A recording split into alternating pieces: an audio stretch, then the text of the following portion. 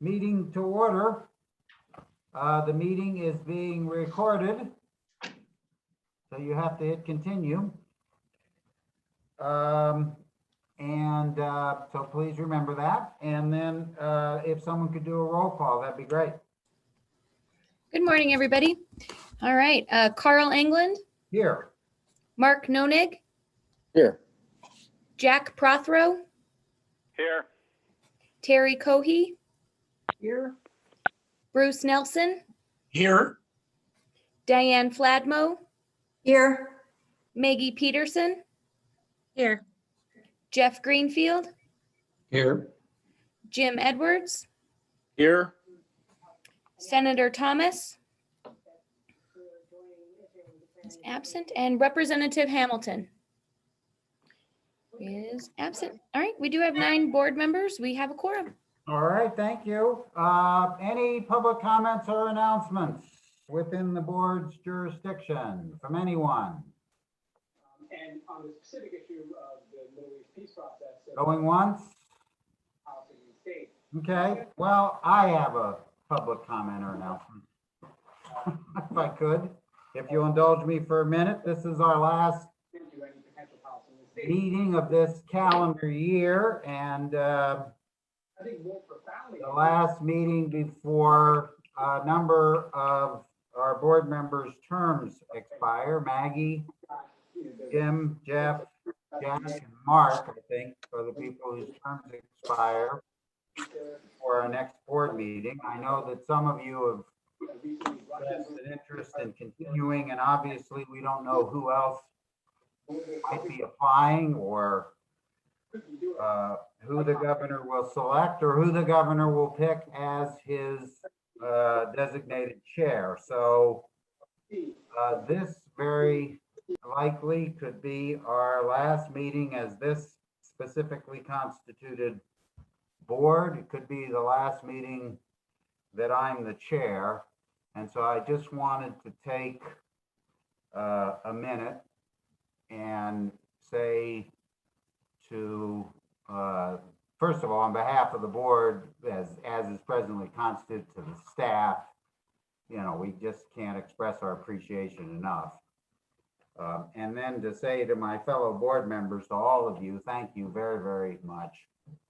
And to express my deep appreciation for the fact that you're really not a very challenging group to lead. I want to turn my attention for a minute to those of you who might be leaving us, and I want to acknowledge that each of you has contributed significantly. All of you have been generous with your time and with your considerable talents, and your individual and unique contributions, I think, have made our collective decisions better. It's been a pleasure to get to know you, some of you for the first time, some of you better, and it's been a pleasure and an honor to serve with you. I want to turn finally specifically and talk about Mark, who has indicated that he's not going to reapply. I feel confident in saying that none of us have given more. None of us have had to sacrifice more. None of us have had to do more to be of service to the board than has Mark. You know, I didn't know Mark when he was first appointed, but he came to us as our chair with his calm and thoughtful and fair and respectful manner at a time, in my experience, when we needed it most. As I think I've told you, I reluctantly agreed to follow him, and I've done so for the past couple of years, guided first and foremost by the example that he set and by his impeccable integrity. So while I thank my lucky stars to have been able to serve with all of you, I just want to take this last minute to give special thanks to Mark. And on behalf of all of us, Mark, to give you our warmest regards and our very best wishes for your future. Thank you so much. I very much appreciate those words. I've found it a very rewarding experience. I know you're doing a super great job of taking the chairmanship of this board. I would have even considered staying, hadn't been for my health, which has taken a really pretty serious downturn lately, and hopefully I'll get that addressed. But I'm grateful to all of you. It's been a pleasure meeting all of you on the board. It's really a good board, and I want to thank you, Carl, particularly for your deference to me when I was replaced as chairman, and I just can't tell you how much I appreciate the time I've spent on this board, and I will miss it. So I appreciate your kind words very much, and I look forward to hopefully having some interaction with all of you, but if not, my best wishes. Thank you. Okay. If there's nothing else on that, let's get down to business here. Let me look. October 13th minutes. Everyone had a chance to look at them? Are there any additions or corrections? If not, is there a motion to approve them? I would make that motion, Mr. Chairman. Maggie's moved. Is there a second?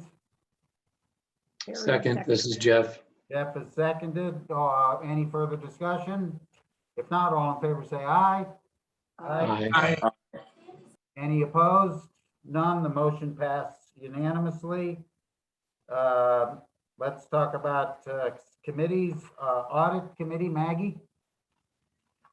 I was just looking at the notice here, and it says I'm the only one that has any decisions to make today. So I'll get started for you, Carl. Thank you. We met this morning and we reviewed our financial audit status. Julie did, and they had completed the field work on October 26th. They have not notified us of any further communications on issues. And I'll remind the board of the two issues they'd found. The first one was the board recordings not being submitted and the security lending participation adjustment that was made. According to Julie, we currently do not have any idea as to the date they will issue their opinion or a date for the exit conference. So once that's out there, hopefully things go well, continue to go well. On the next item, they presented our financial statements. First was Emily. This was her first go around and she did a good job. She talked about the UIP financial statements. She talked about the three different sections in the financial statements. The first one is the management disclosure and analysis. The second being the actual financial statements, and the third being the footnotes. And in the first section, the management discussion and analysis, there really wasn't anything, no significant changes. Of course, they talked about COVID, which we're all tired of hearing about. But they talked about COVID and the impact on the Montana Board of Investments. The financial statements, there was no significant changes in the financial statements there. She wanted to point out that there was an increase in the fiduciary net position of 1.9 billion as compared to 1 billion the prior year. Next was Polly, and she presented the enterprise financial statement summary. She talked about the same three components. In the first component, the management discussion and analysis, she indicated that there was a paragraph applicable to, I think, GASB 88 that was removed. In the financials, they removed property held in custody for others from non-current assets and liabilities section in accordance with GASB 84. And there was a change in fund net position by 53 million. In the footnotes, There were no substantial changes, but they added a footnote on capital leases. As a reminder to everybody, there was a current costs are under $1,000, but a note was added to align with the CAFRE. Let's see. So we need to make it, have a vote on that.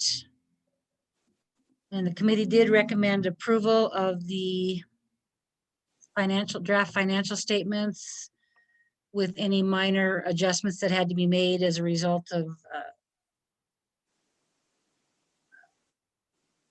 audits or whatever, so. I would make a motion to approve that. So we have Mr. a Chair? motion to approve the financial statements, is that right? Yes, Okay, is there a second? Second, Jeff. Jeff is seconded. Is there any, I know most of us attended the audit committee meeting, so questions are answered at that point, but are there any additional questions or comments? If not, all in favor say aye. aye. Any opposed? None. The motion passes unanimously. Maggie? I would like to go back to that for a second and just thank Emily and Polly and the accounting staff on the good work they did. Let's see, I think the other thing I need to bring up is, and I probably would forget this because I didn't put it in my note, is the fact that we had Bailey do a parallel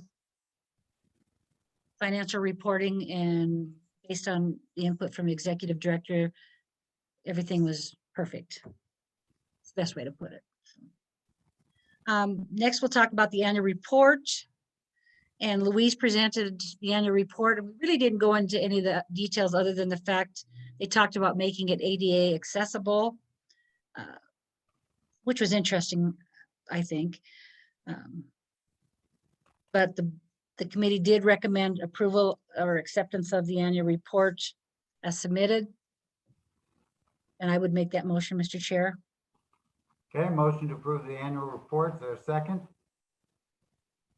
Looks like Diane, did you second? Okay, Diane seconded. Any further discussion? Questions, comments, anything? If not, all in favor say aye. Aye. Aye. Any opposed? Motion passes unanimously. I'm disappointed that there weren't comments about the particular eloquence of the statement from the chairman. It was beautiful. I did magnify that, and it was good, Carl. I want to thank Louise again for her presentation. The next thing on our agenda was the annual statutory compliance checklist. Julie submitted or presented that. And everything on the checklist had been completed other than the annual report being submitted to the governor and the legislature once it's finalized. And I believe, Julie, correct me if I'm wrong, but that would be done prior to December 31st.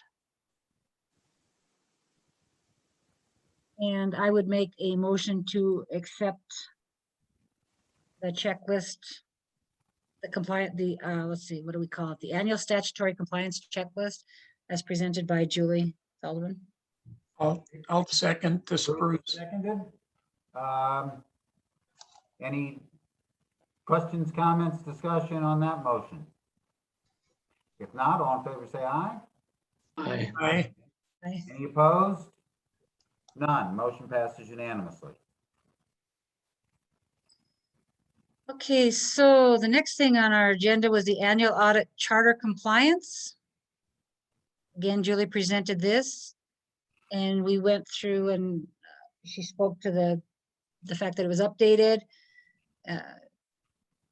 She talked again about the STIP confirmation letters that went out. There were 378. They went out on October 19th to both agency heads and agency contacts. And she indicated that during calendar year 2020, both of our custodial bank and the trustees bank rating from at least 2 national recognized statistical rating organizations were reviewed and found to be within governance policy requirements. So I would make a motion to accept the annual audit charter compliance as presented by Julie Feldman. Second, Jeff. Jeff has seconded. Any comments, questions?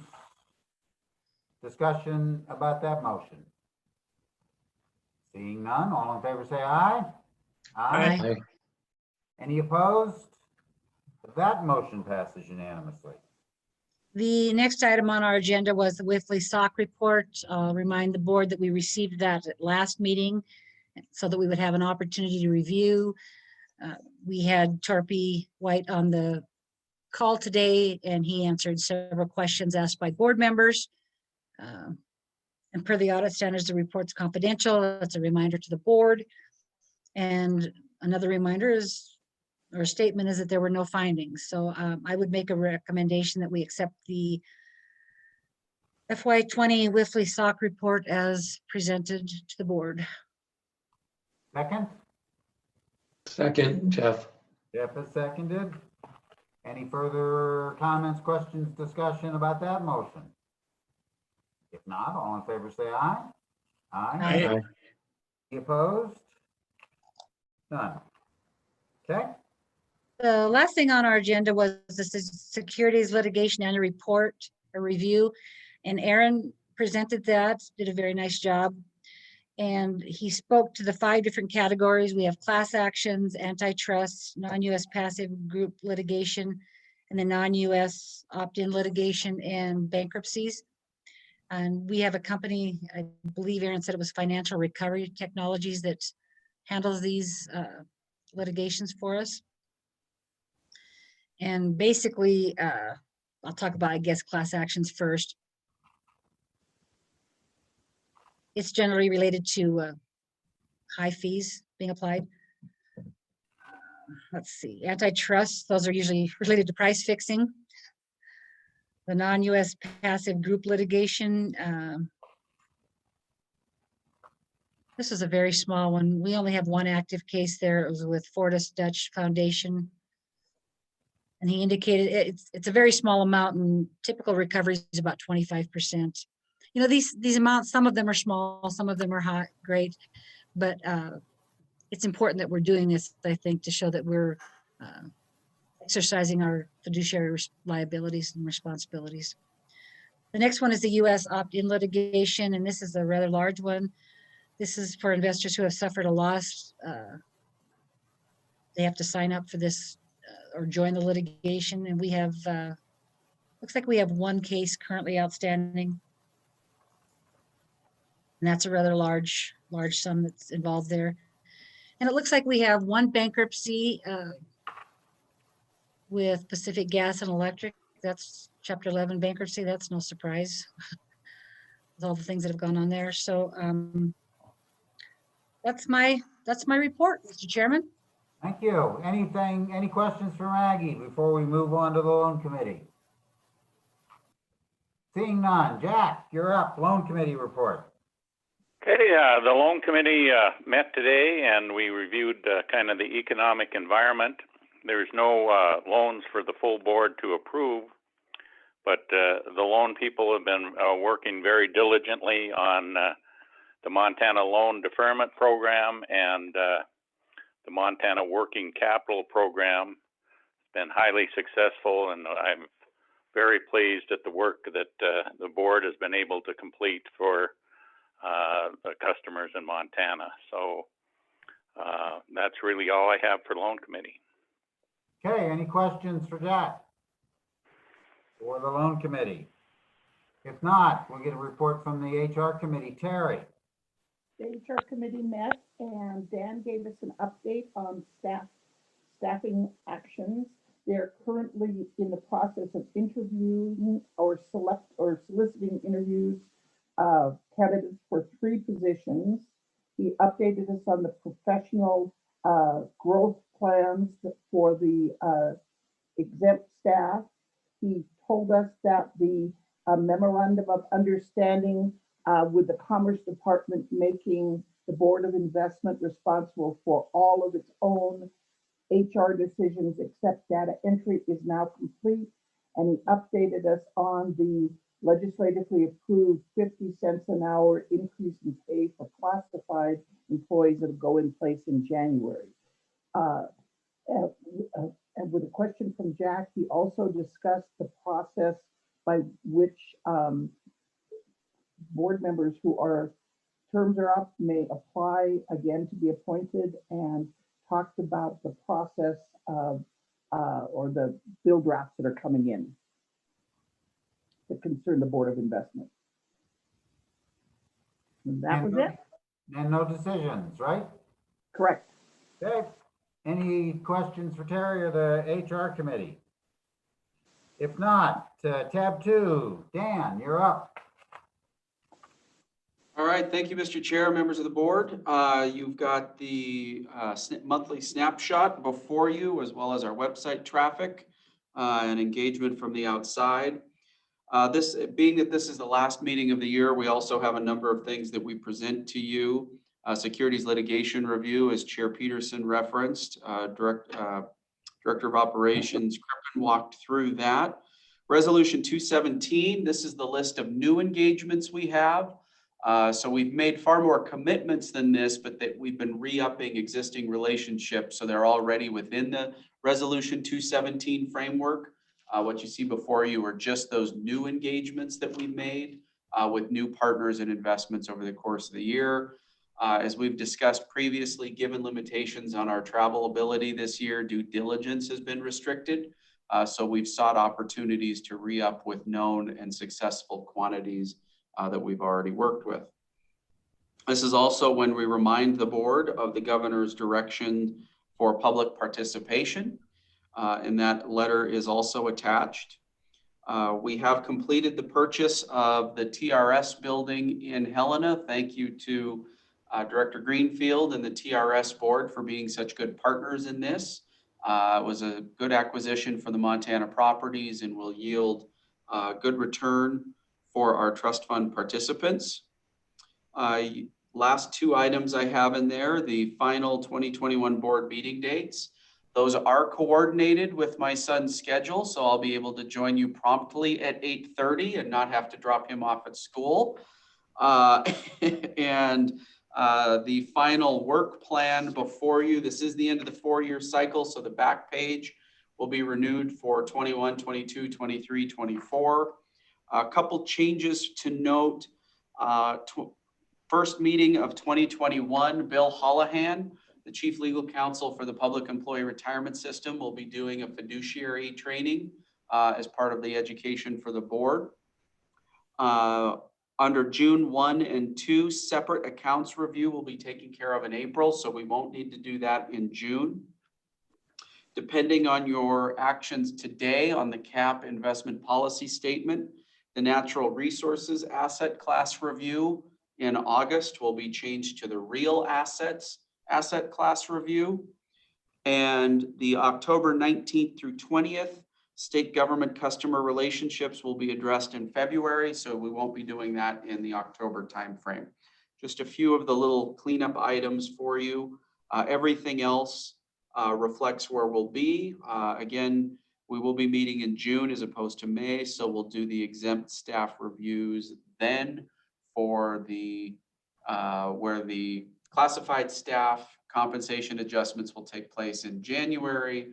We'll review those for exempt staff in June for effective July. So that is the work plan and the calendar for the upcoming year. One last thing I'll remind the board members, you all do serve until replaced by the governor. So if he does not make appointments prior to the February meeting, you will all still be full serving members of the board.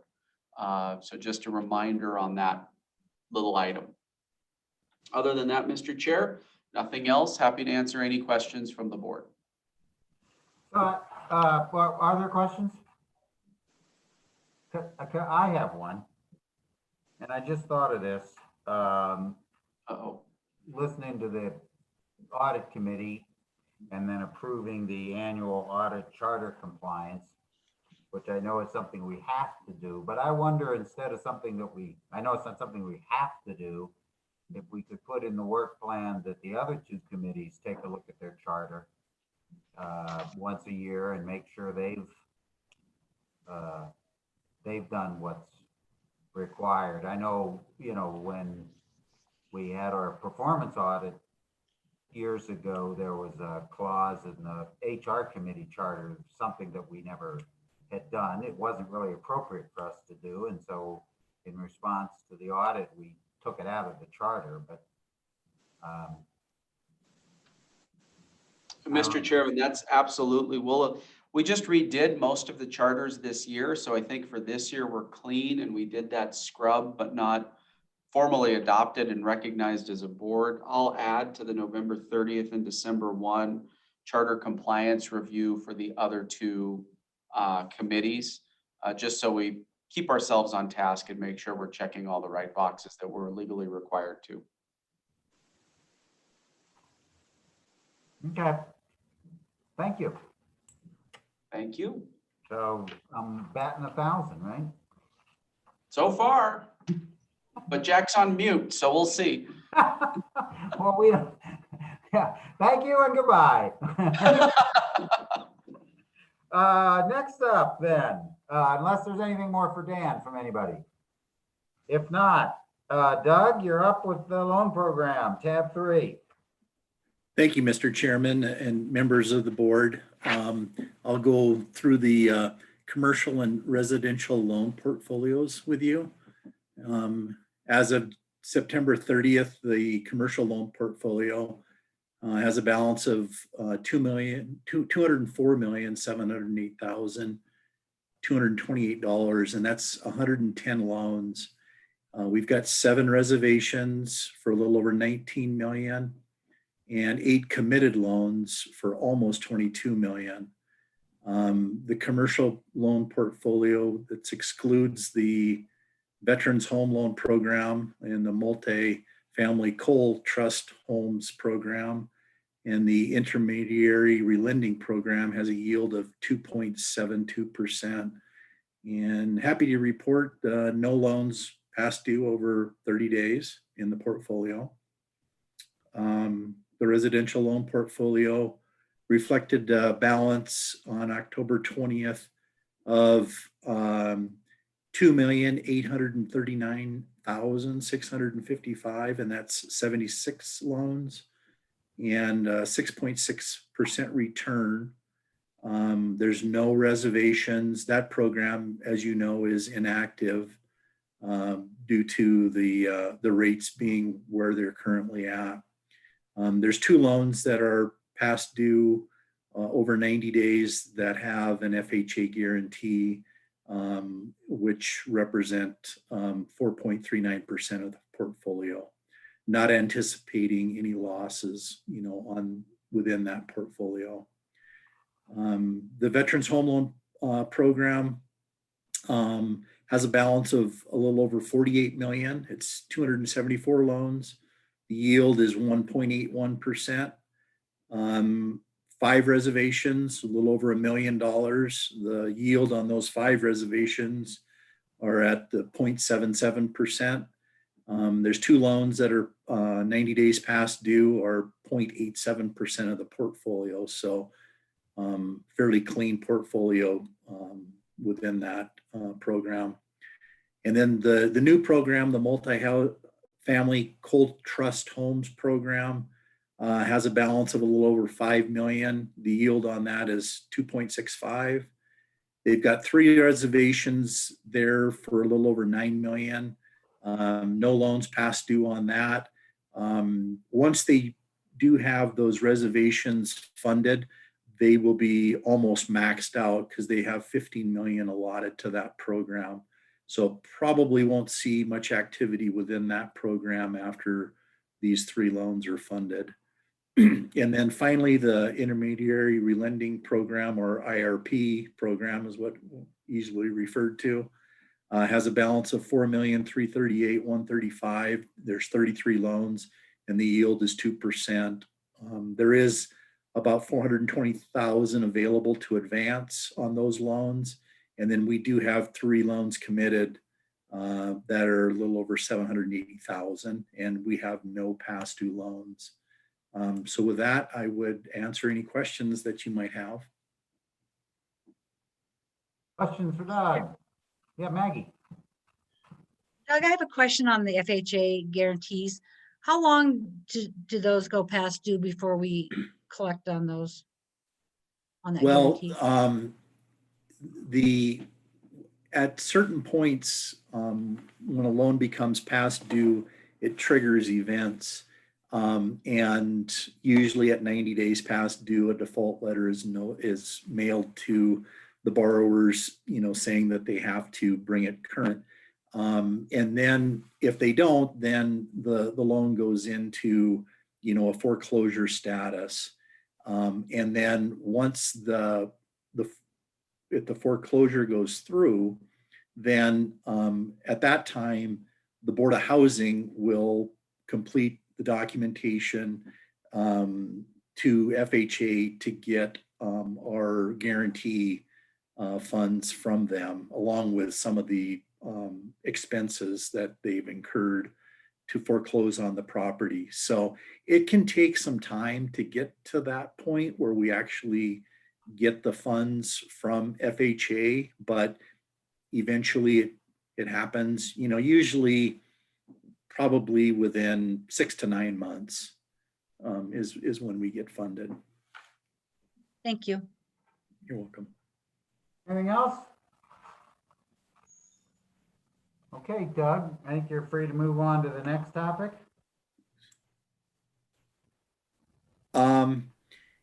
Yeah, we did briefly talk about the CARES Act program within the loan committee.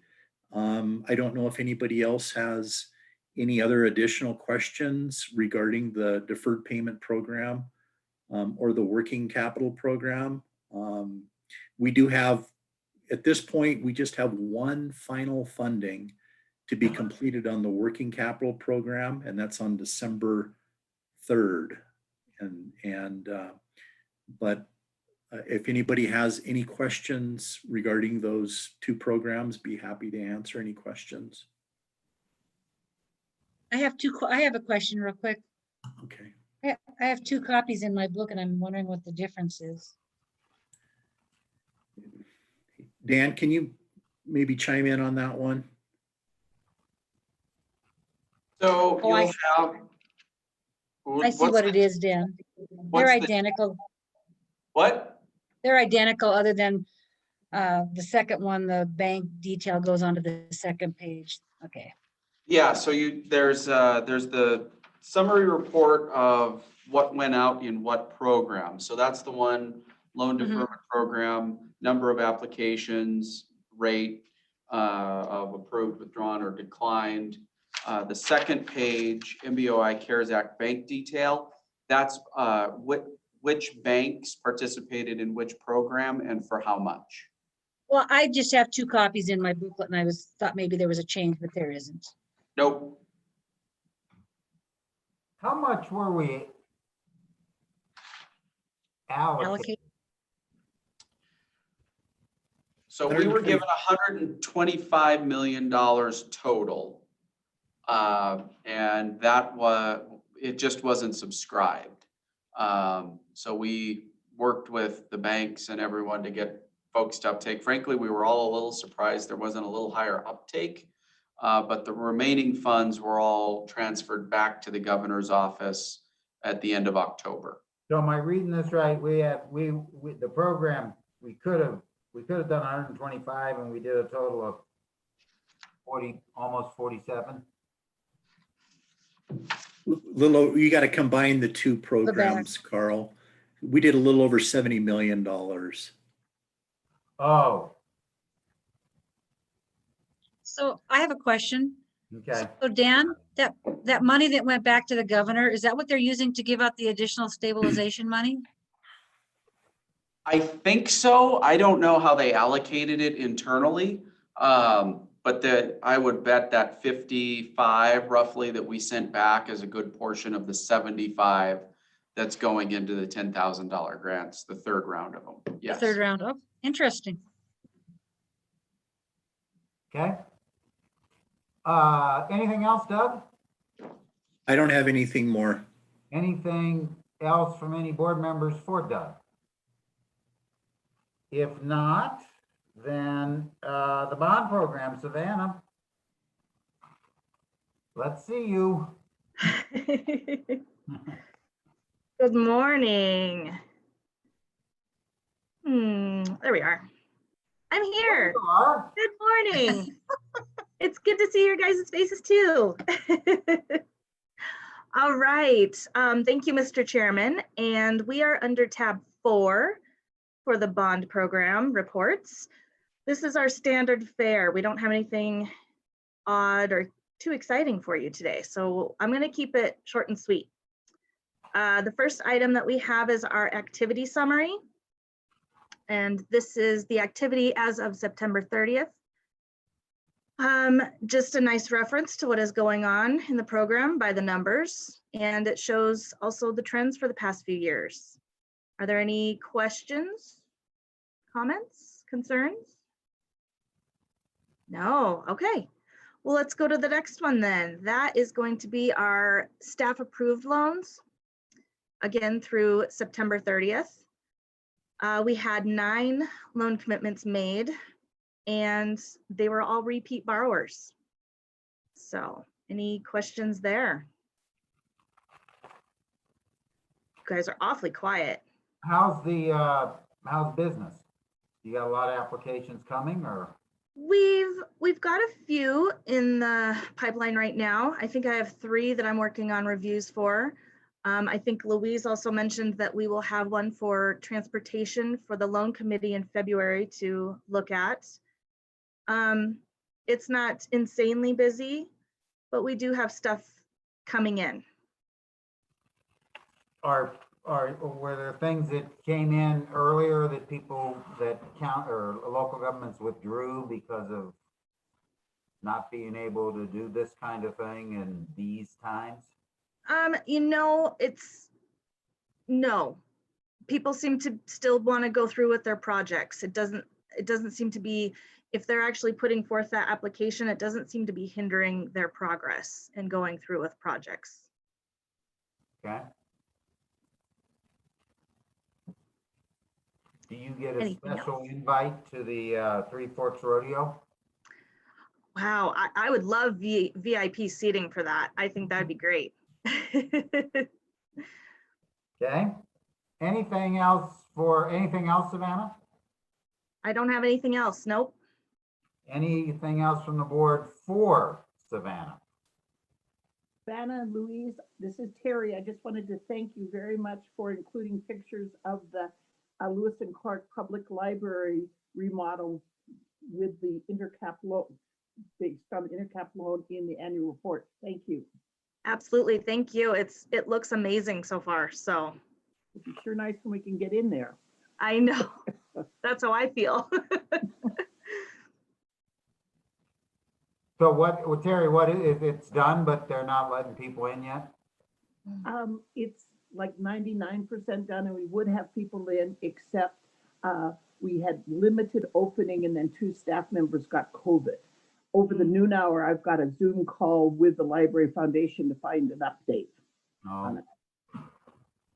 Yeah, we got the same situation in Missoula, which we built a brand new library. Gorgeous library. Gorgeous, sitting there empty. Or full, but not with people. We actually, at the Lewis and Clark Library, you could order books online and pick them up at the door, but you can't come in the library. No. Yeah. Okay.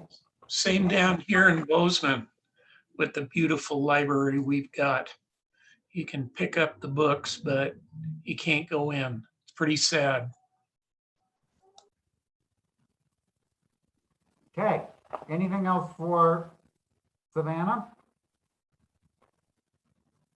Seeing none. What do we got now? We're just like. We're flying, Mr. Chair. There is one thing to change in the agenda. RVK will need to get bumped back in the agenda you have. You'll notice the tabs are out of order. We go to 8 and then backwards a little bit. Right. But RVK will need to go at 2:30 and 2:15. So proposed for the afternoon, retirement systems will stay immediately following the afternoon. Then at 1:30, tab 6, cap asset allocation investment policy statement revisions from 1:30 to 2. From 2 to 2:30, we'll do investment new commits. Well, I guess 2 to 2:15, investment new commits, break at 2:15, and then RVK on at 2:30, and the investment update at 3. So just a quick change to accommodate a scheduling issue. RVK's in their very, very busy season pre-Thanksgiving, so I'll just bump that around for them. Okay. Can we do any of that don't require decisions? Can we do any of that now and save time, or are we just gonna take a longer lunch break? You know, we could do the new commits now if Jason is ready with Randy as backup. I don't want to put anybody on the spot, but I mean. Oh, I do. This is a test. Oh, Look, he passed. He's got a suit on and everything. Wait, yeah, it's about time somebody dressed appropriately. I am ready. Okay. If Randy's ready. Okay, so are we behind tab 7? Yes. Okay, We are, Mr. Chairman, members of the board, just some quick comments before I turn over to Jason. This is part of, this new commitment is part of our diversifying in the non-core area of the asset allocation per John's direction. We've been looking at this investment, this particular venture for quite some time, and I'll leave the rest to Jason. Thanks. Thanks, Randy. Mr. Chairman, members of the board. So the brief you see shows the initial investment we made in Cohen Steers in a preferred security strategy. Some of the things that stood out to us about Cohen Steers, first was the strength and the experience of the team, the lead portfolio managers, as well as the dedicated trader for the strategy have been around since the strategy was founded in 2003. And second was the strong track record. They have outperformed in every calendar year since inception. So some of the reasons to add preferred securities to the non-core fixed income asset class: first, to generate income. Second, we can get that at higher yields than we can in core fixed income and investment grade corporate bonds, and also provides some diversification within the non-core fixed income asset class. And so those are a few of the highlights. I'd be glad to answer any questions. give me a definition for preferred securities, please. Preferred securities it's considered a type of hybrid security. So it sits above common shareholders, but below the senior creditors. And preferred securities get, it's a discretionary dividend that's paid that, again, has preference. They get paid before the common dividends. And one of the big reasons why companies issue preferred securities is the treatment they get from regulators in terms of for their capital treatment. So a large portion of the preferred securities market is in banks and insurance companies. And so they get equity capital treatment up to a point by issuing preferred securities. Okay. And what's the level of our commitment? So we initially committed, we invested $75 million.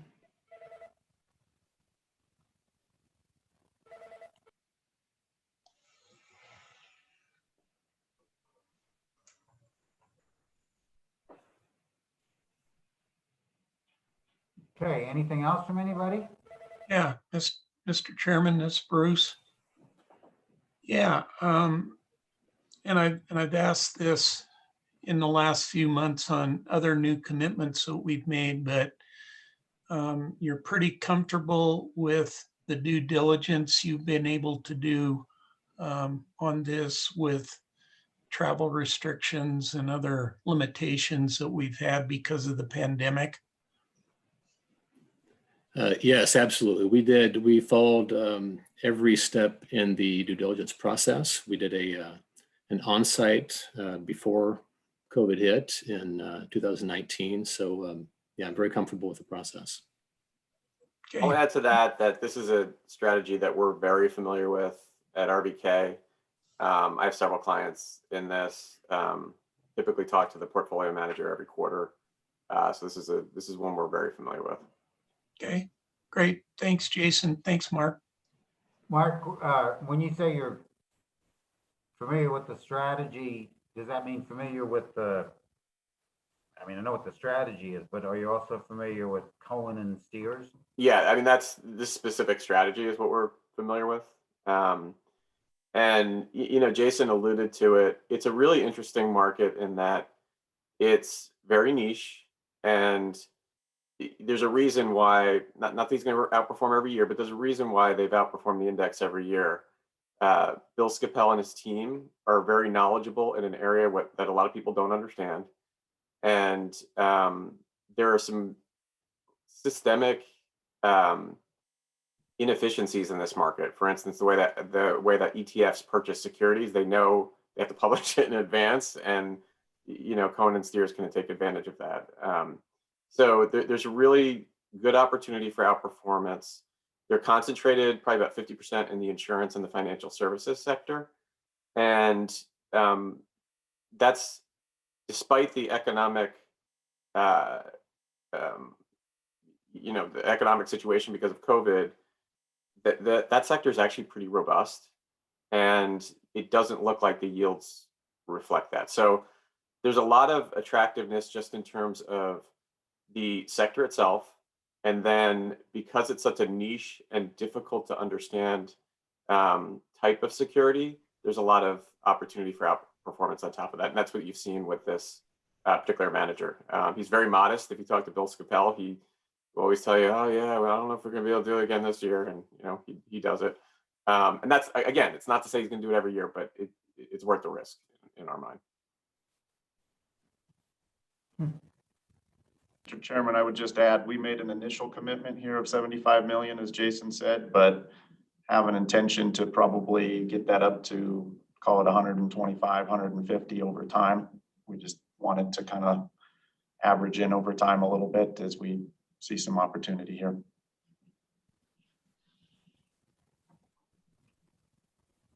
Okay, anything else? Randy, anything to add? Nothing to add, Mr. Chairman. Thanks. Okay. Okay. Well, that's interesting. Anything else from any of the board members? All right, we're still blowing through this agenda. What's the pleasure, or what's the idea? Mr. Chair, if you'd like me to review performance, I'm happy to do it early. I don't need to sign off for another hour, so. Does that give us enough time? What do you think, peoples? Mr. Chair, I think if RVK does the performance report and Senator Thomas does the legislative update, I think that will take us almost to noon on the spot. Neither of those require any action by the board, so we'll be well within our legal parameters. Does it make sense to, did Senator Thomas join us? Yes. Okay, I don't see his lovely face, but, so you want to do that now? Yeah, I think if we do Senator Thomas's update and then kick it to Mark. It may lead to, if it leads to a lot of questions, Mark, you still got your time slot later on today. Does that work? Okay. Okay. So Senator Fred? Hey, good morning.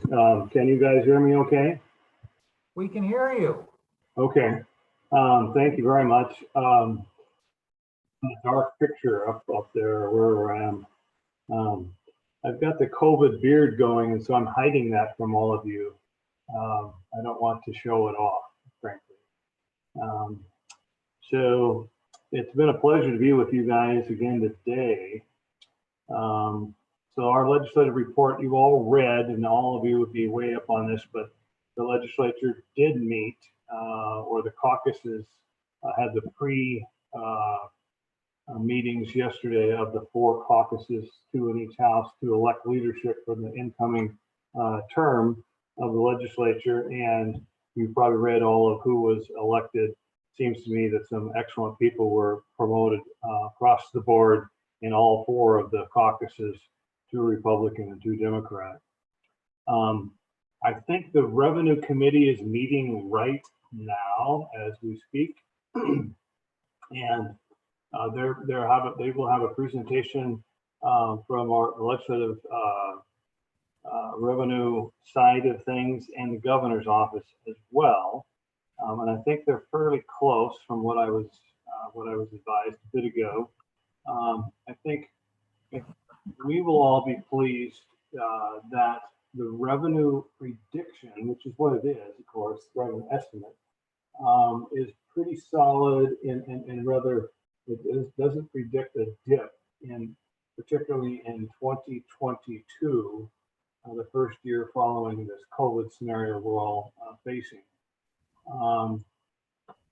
What the Legislative Fiscal Division is estimating right now, of course, it's subject to change, but that they're predicting that the committee could endorse today. They would hear from the governor's office as well. But the legislative staff has been very accurate in this over the years. And they're predicting a 4.3% net growth in revenue over the current biennium that we are in. So that's significantly good because it's not a flat number, it's not a reduction, it's a little bit of a growth. The 4.3 is over 2 years for the next biennium, you all know. So I could read the numbers off, but it's superfluous to go through that. You're going from 5 billion round number to 5.2 billion in the 2 general fund, the 2 years, 22 and are going from the biennium of 21 rather 5 billion to 5.2 billion in the following biennium. So that's wonderful, candidly, because revenue seems to be solid. I think would be a good term for that. On our quarterly reports from our IHS advisory group that gives us numbers, the quarterly reports, I'm taking it off the top of my head, but in the second quarter, as we all know, there was that huge drop of 30% in the nation, and then it popped back up to 33%, if I have the numbers correct, in the third quarter, 33% growth back. So you kind of flat there. You went down, you came back in a general sense. And then the fourth quarter that we're in now, I think was in there at like a 3.7% growth in this fourth quarter. So that's hopefully the case to bring revenue and keep it solid and going. So that's, Mr. Chairman, I thought I would just touch on those. As you know, I'm a lame duck, if you will. My term is more or less ended into this year, and I just really want to say before I have a chance, before we go at this lunch hour anyway, is that it's been an absolute pleasure of mine to serve as a liaison on this board and meet all of you and get to know you a little bit better. And you're a tremendous group of people, in my opinion, and it's been my pleasure to be with you. I really appreciate it. We've got great leadership with Mr. Villa and his extraordinary staff, if you ask me. So thank you for tolerating me these days. Well, thank you for serving, Fred, on our board. You're welcome. Thank you. Questions for Fred? I guess the obvious question that we all have is, do you know or do you see any things coming in the legislature that would substantially change our work or our role? No, in a short answer, no. There's always going to be dial-in on our systems of retirement, but I don't see anything significant there. I mean, down the road there could be, but there's been a lot of adjustments to try and make our pension programs as strong as possible, on which we want them to be. And so there's a lot of things that, you know, kind of keep getting implemented that were set in place in motion in the past, and they keep going into place. And I think probably make our pension program more solid and secure as we go forward. So I don't see significant change or concerns for the work that you're doing in this session. Obviously, you'll monitor it very closely, but key thing to me is, you know, continuity and stability of revenue leads to continuity and stability of our government in essence, and that's just a solid thing for what you're doing, what we're doing here as well. Thank you. Anything else? Okay, seeing none. Mark, did we give you enough time before you? Yeah, sure. I We- should be, I mean, if we stick to, I mean, I have up to an hour, so I think we had a half an hour on the agenda, but if you want to flip to tab 8, I'm just going to do a few comments on the capital markets, but first just wanted to echo Carl's comments earlier. Mark, you have been a great chair to work with.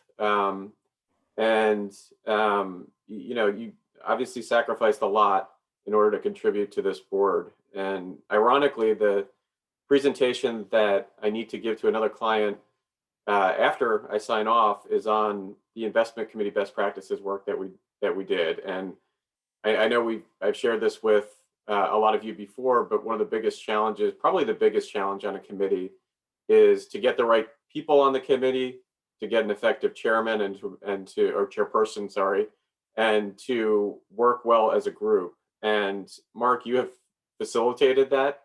That has been an absolute best practice for Montana. And one of the things that always comes out in the discussions of investment committees is temperament, motivation, and integrity often are a lot more impactful than the knowledge that you bring. And you brought all of those, and I would say you set the standard, and all of the other committee members have attached to that. And it's really been a pleasure to work with you, and you're going to be missed.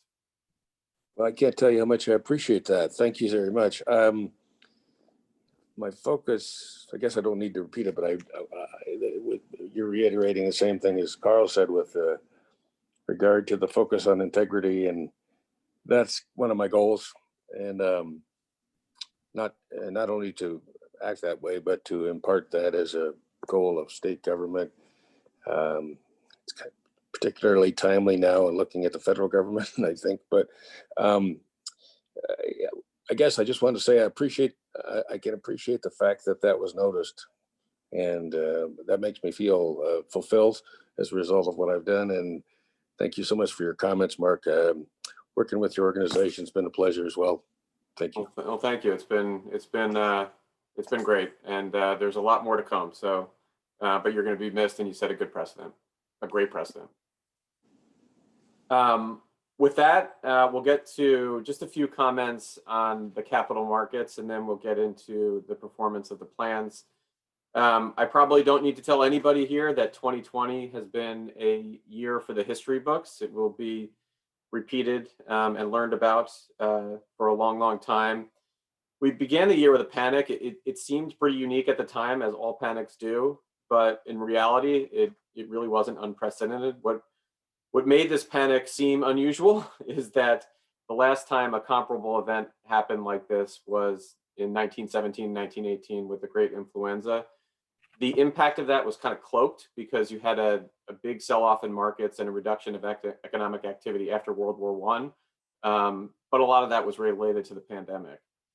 Ironically, what is really unprecedented that, I mean, it's mentioned, but probably not enough. If you look back at history, the one thing that really is unique about this time, genuinely unique, is that in previous panics, you haven't had a federal response in terms of the Federal Reserve acting as quickly as they did and as massively as they did, and Congress acting as quickly as they did and massively as they did with the $2.3 trillion stimulus. So within a matter of weeks, you had interest rate cuts back to the zero bound. You had 3 trillion roughly in government and corporate fixed income asset purchases.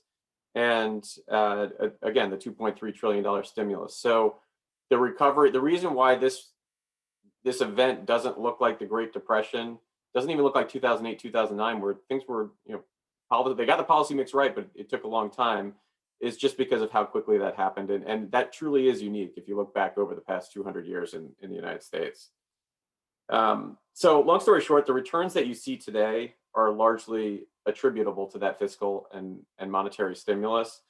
That said, there are also some genuine positive developments on the economic front as well.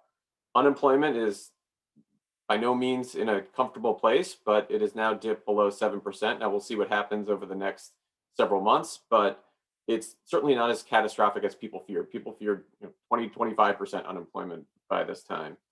There's also been a recovery in economic activity. Now it's a little confusing the way GDP is reported. If you annualize it, it was down over 30% and then up 30%. But if you look at it as that quarter versus a quarter a year earlier, it was down about 10, then up about 8. So it's still down. It's still strongly negative, but you have seen a pretty good rebound, and again, far better than I think people feared in March and April. At the same time, things look pretty bleak for the winter in terms of the return of COVID, but there is some positive news, and I think that's fueling some investor enthusiasm with regard to the development of treatment protocols, better treatment protocols in hospitals, which is reducing the death rate and complication rate, and also most notably the recent results announced by Pfizer and Moderna. So it does look like there is some light at the end of the tunnel, but there's still quite a bit of uncertainty over the next couple of months, and it's probably going to be a lot more painful before we really start to feel that light coming closer. Although it's really been an interesting reporting cycle. Markets and your portfolio, as you'll see, have responded relatively well to the positive developments over the last few months, and you've had some specific tilts in the portfolio that have helped quite a bit. Some have hurt though. But what's really interesting is just the dramatic difference in the way different sectors have responded. You have the tech sector and the healthcare sector, which has, in a perverse way, benefited from what's happening, whereas energy markets and more cyclical sectors have not. And so depending on how asset class composites are tilted to one area or another, or investment managers, usually strategically, are tilted to one area or another, you could outperform by a lot or you can underperform by a lot. So it's been a pretty dramatic reporting cycle. And the things that really stand out, and we'll hit on this a bit in the portfolio, is one, the biggest story has been the value and growth differential. So healthcare and technology, which are more growth-oriented assets in U.S. equities, international equities, have just massively outperformed. Year to date, the Russell 3000 Growth Index has returned almost 30%, whereas the Value Index is actually negative 3%, and that is a huge dispersion. Large versus small cap companies, a little less dispersed, but large companies in general, they have safer revenue streams, they have better balance sheets. They returned about 14% calendar year to date, whereas small companies have returned about 7%. US continues to lead international, and this is a tilt that you've had in the portfolio that has helped quite a bit, really looking out to 10 years now. But US equities have continued to outperform international. And then finally, again, depending on how managers, usually strategically, not, it's not like they're acting nimbly, depending on how they weight value versus growth, small versus large, you could see some pretty wild swings versus their benchmarks. And just keep in mind that when a manager, we've seen some managers outperform by literally 30 basis points, that can go the other way pretty quickly too. We're in a particularly volatile time. So that's, in terms of outlook, that's a summary of what happened. In terms of outlook, which we always take the long term, our long term really hasn't changed dramatically. The big thing that we've been saying forever, and it never seems to play out in the short term, is that our expectations, and you can see this in discount rates and assumed rates of return in pension plans, are generally lower. And that's simply because equities have rallied for quite a bit, and as a result, their valuations are high relative to historical standards, and interest rates are at rock bottom. In the shorter term, we do feel like there does seem to be some light at the end of the tunnel here in terms of COVID. Although it seems extraordinary, we have experienced times like this before, and we will come out on the other side. And the key thing is, as painful as it can be in the short term, not to react. You have a strategic allocation that is designed for 30, 50 plus years, not 6 months, and to stay disciplined with that, rebalance as policies and market conditions allow, and make sure those objectives and your allocation and strategy remains consistent, because it's designed for the long term. So that's kind of our opening observations. Any questions on markets before we get into the specifics of the portfolio?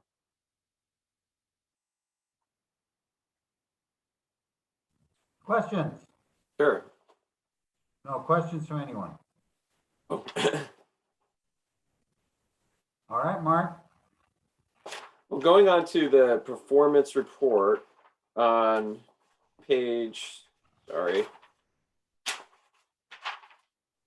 It's actually you want to start, it's in tab 8, but you want to go to that big green page after the executive summary and capital markets.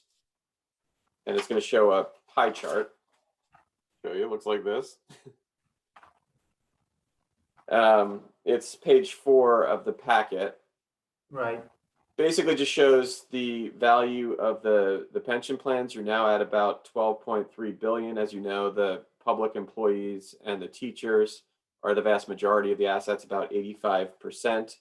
But this is quite a bit. I don't know the number offhand where you got down to in March, but it's quite a bit higher than it dipped down to in the panic. On page 5, you can see the allocation to the CAP, which is essentially the diversified portfolio of all the different asset classes in which the pensions invested.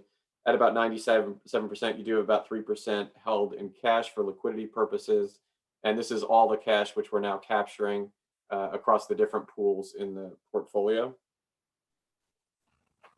If you go to page 6, you can see the high level performance of the just using the public employees, since it's the largest pool as a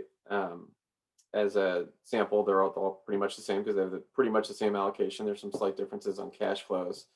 Performance for the calendar year to date has been relatively solid through September, up about 2%, trailing year up about 7% net. And that is outperforming the public employees benchmark by quite a bit. Now, that needs to be taken with a grain of salt. A lot of that is coming from the history of the real estate benchmark, particularly earlier in the year, was benchmarked against a public index. That has, because you have private assets, it's outperformed a lot. And that is the majority of the outperformance that you're seeing here. Nevertheless, another good metric, particularly over the long term, is how are you performing relative to peers? And the peer group that we use to get a sufficient sample size is the public plans with 3 billion and up, and looking out 7, 10, 20 years even. For those of you who were around 10, 11 years ago, you'll remember that the 10-year peer ranking, I think, was around 90. It was completely in the opposite direction. Over 20 years now, you're almost top quartile. That's a good place to be. And then over the 7 to 10 years, you're top decile. You're not always going to be like that. A good portion of this is to your credit, the overweight to U.S. equity. Probably more to your credit, your avoidance of asset classes like hedge funds, and this has produced very good results. Why don't I pause there? Any questions about performance, asset values, capital markets at a high level? We'll dig down a little more detail in the portfolio. Mark, I have a question. Sure. So you look at our 1-year number on the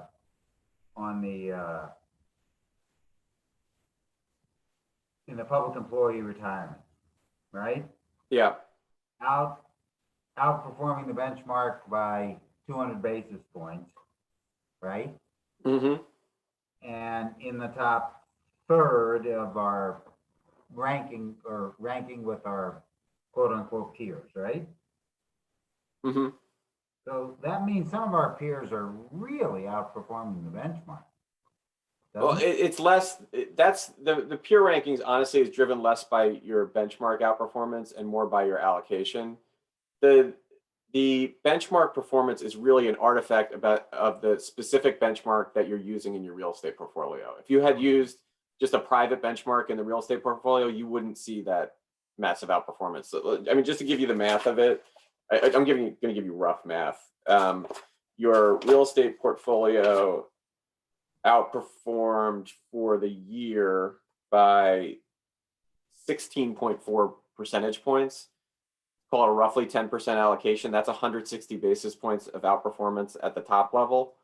This is just rough math, but a large part of it is coming from that best benchmark issue. I don't know if John or Dan, you have anything to add to that, just to make sure I'm getting that completely right.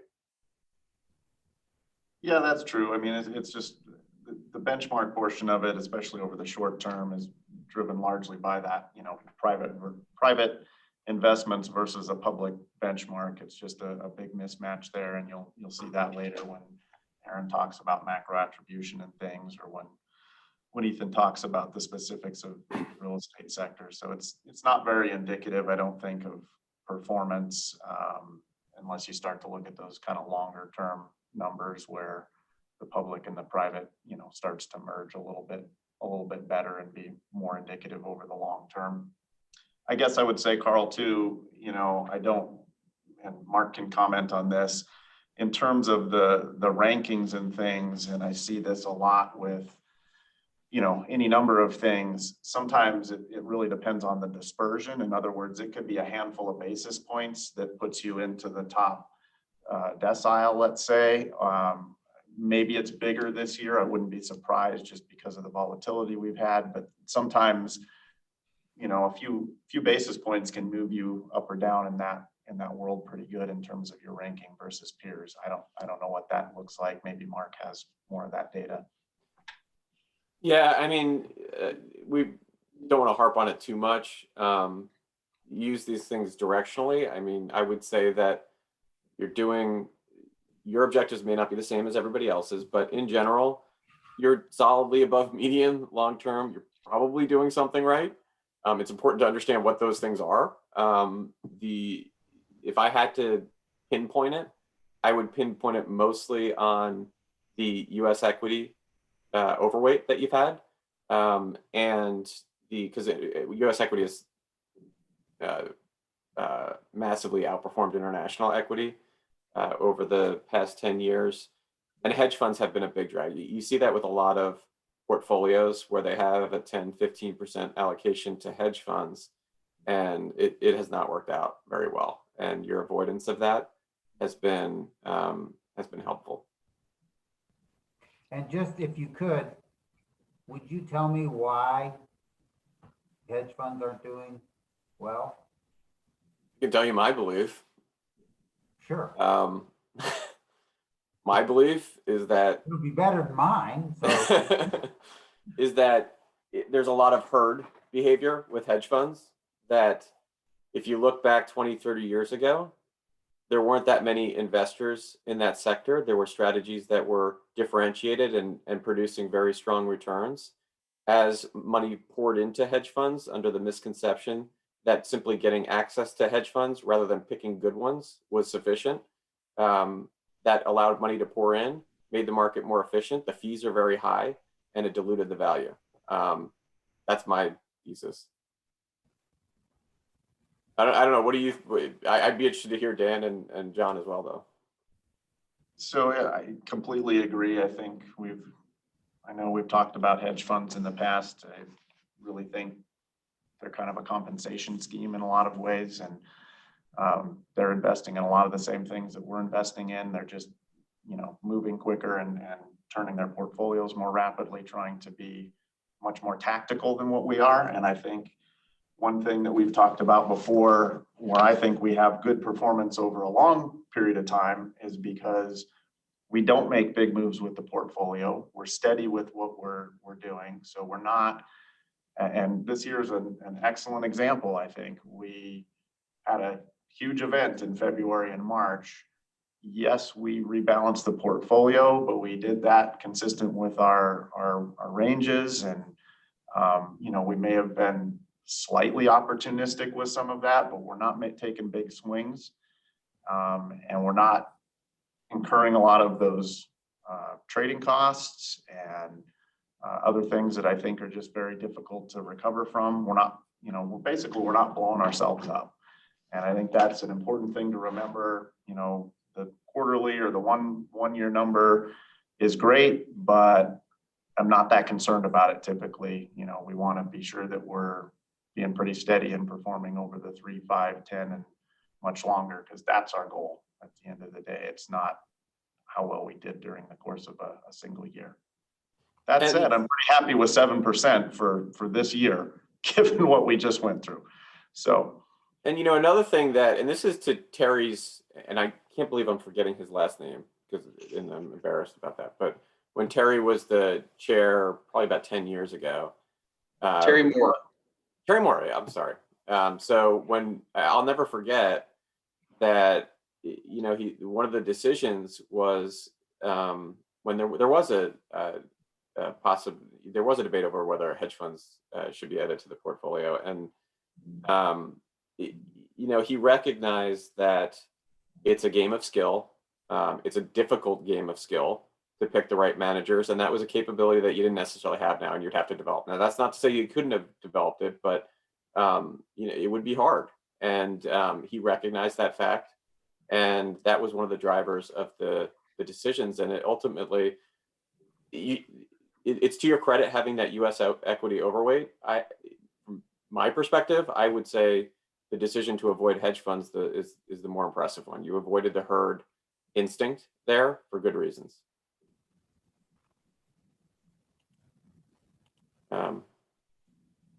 Any other questions? Well, I just, Jack can add to this, but I just remind people that or people who weren't there, I think Terry and Jack and I were on the board at that time. We spent almost a year and a half debating that whole thing. Mm-hmm. And finally, and had people come in. Remember, we had people come in from Illinois and you know, finally made that decision. It was a long process to get there. There's a great quote from David Swenson, who's the CIO at Yale, which is, I have it on my wall. Hold on a second. As a general rule of thumb, the more complexity that exists in a Wall Street creation, the faster and further you should run. Sometimes I feel like that's a good one for hedge funds. Anyway, we've beaten that horse dead. So any other questions, or I can move on to some additional pages. You're good, Mark. Okay. Going on to page 9, this is just kind of making the point, which we already talked about, but one of the areas where if you look on the bottom, this is essentially a comparison of your allocation to different asset classes versus your peers. And this is where you can see versus the median, you have a higher US equity allocation, whereas versus international equity, you're basically on par. So it's that overweight to US equity that's helped you.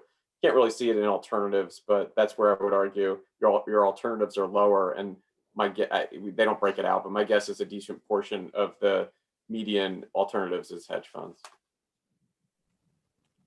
Going on to page 11, and you can see this on both 11. Actually, when I skip ahead to 12, it's the same message, but you've seen this chart before. There's looking at returns versus peers, which look very favorable. There's also looking at risk-adjusted returns versus peers, which also look very favorable. And the best visualization of that is on the upper left chart, which shows volatility, which is a metric of risk along the x-axis, and return along the y-axis, the ideal place to be.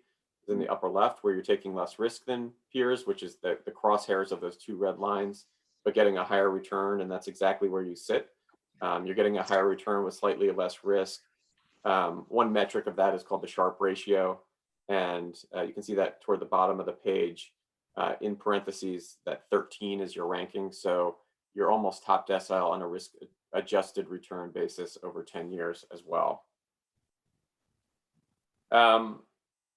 Page 13 shows the total assets, including both the cap and then the short-term investment pool and the trust funds investment pool, almost at 20 billion now in total assets, which is a pretty big milestone. I remember when you were right around the $10 billion mark. So doubled over the, I mean, that's a rough estimate over the past 10 years. Looking at page 14, you can see the performance of the cap, which is, you know, as you would expect, largely similar to what we just reviewed with the pension plans, because they're 97% allocated to cap. The trust funds investment pool, which has had very strong performance calendar year to date, that's mostly fixed income, but also has some real estate. Fortunately, it's private real estate, so you didn't take that hit that you saw with REITs. And then long term, it's been a very attractive return, particularly versus the Bloomberg US Aggregate Bond Index. You've benefited both from skilled internal management, which we've talked about quite a bit in the past in terms of your fixed income capabilities, but also the allocation to real estate, which over the last 10 years has had returns that are near public equity markets. Short-term investment pool, your performance versus the index, reflective of your management of these assets, has been positive. Unfortunately, the higher returns, which you are starting to get used to, are disappearing and probably are not going to come back anytime soon, just because of the Fed's lowering of interest rates to the zero bound and the massive asset purchases, less impactful in this portfolio, but pushing the whole yield curve down. Any questions on the high level? And then probably going to move relatively quickly, so we're running a little. Do the Actually, we have a lot. do the returns the returns on private real estate, do they lag? They, I have Aaron on the phone. I was wondering, we've been moving stuff around a bit recently. I was wondering if you could answer that, or John can provide the specifics on how the lag works on at the asset level. So you'll recall we changed the benchmark for real estate from the REITs to the NCREIF lag. So they will lag, but State Street didn't get it right. We thought they had implemented this as of June, and they didn't do that. So Aaron's got it right in our book, but they're still working to fix it at State Street. So we'll get those trued up. But yes, I mean, ultimately it's a 1 quarter lag to the NCREIF Odyssey index for the real estate portfolio. And there's also just some of that captures the lag. There's also just a general lag in value, as you know. I mean, the reason why these don't sync up to the public market, when you see REITs sell off 20% and you don't see it in private, they have sticky valuations because there aren't necessarily frequent transactions to base the valuations to reappraise the portfolio. No, but my question then is, does our good performance in real estate is some of that due to the lag, and the next quarters we're going to see poor performance in real estate? It's probably just, I'm sorry, go ahead, John. I just was going to say, yeah, some of that probably is due to that, Carl. So we probably will see a little bit of a bounce back there, though. Although we've had pretty good results from our core managers so far, so I think we probably, on a relative basis, still do have some outperformance there. But it does take some time to sort of catch up, and I wouldn't be surprised to see that normalize a little bit over time. You're absolutely right. And John, correct. Our expectation generally with this portfolio, again, you have to get to the granular detail, but it's just going to be a bit smoother. You're not going to have the huge, you'd have to see a pretty bad environment to see private real estate go down 20% in a quarter. You're just really not going to see that type of correction either way. Yeah, it takes them a while. So most of the private managers and things there, I mean, as you know, there's an appraisal process. So, you know, they may be doing, they're probably appraising assets, you know, say once a year, and then they're making adjustments every quarter based on, you know, kind of estimates of what they think is going to happen. So it takes several quarters to kind of catch up at times to what the reality perhaps of the market is. Thank you. Any other questions, or we can move on to page 15?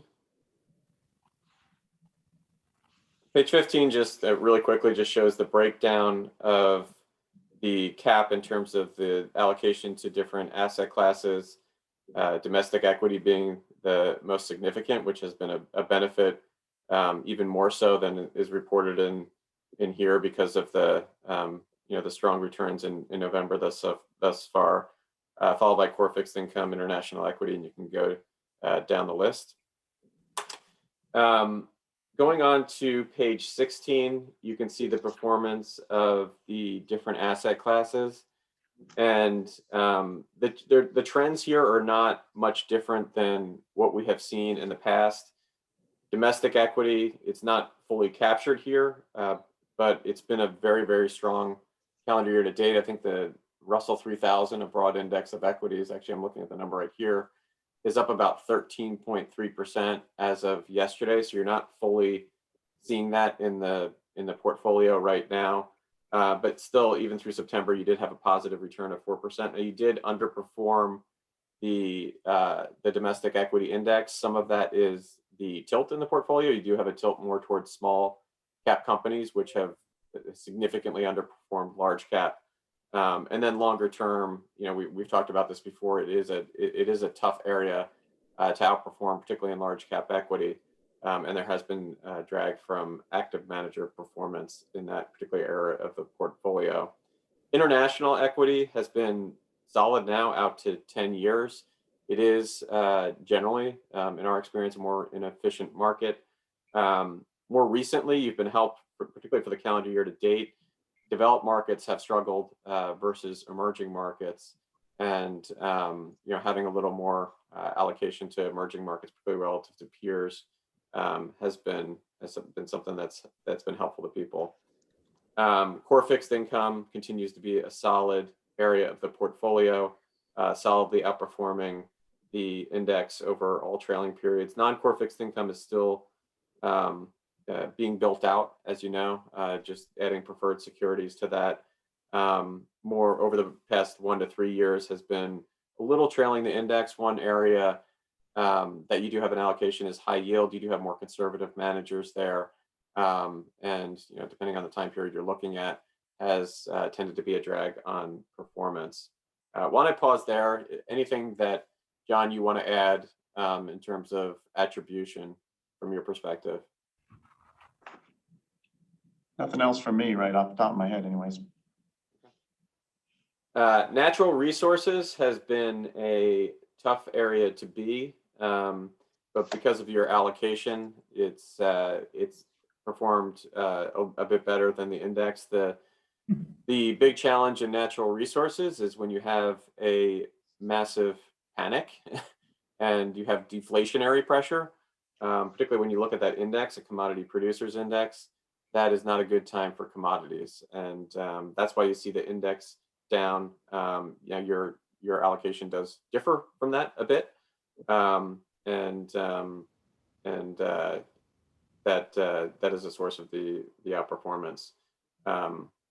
The real estate portfolio, I think we talked about a bit in terms of the benchmark mismatch. The cash has done well relative. You're adding a little value. Again, the big story there is that 5 basis point return for the quarter is going to be more the norm for some time. And then your private investments, particularly for the calendar year to date, because it's that the index is that focused on small cap, because that's kind of a better match for private equity assets. It was a negative return for the calendar year to date, And as you've seen in the past, when you have periods of strong negative markets, the private equity portfolio would tend to outperform, and the opposite in strong bull markets.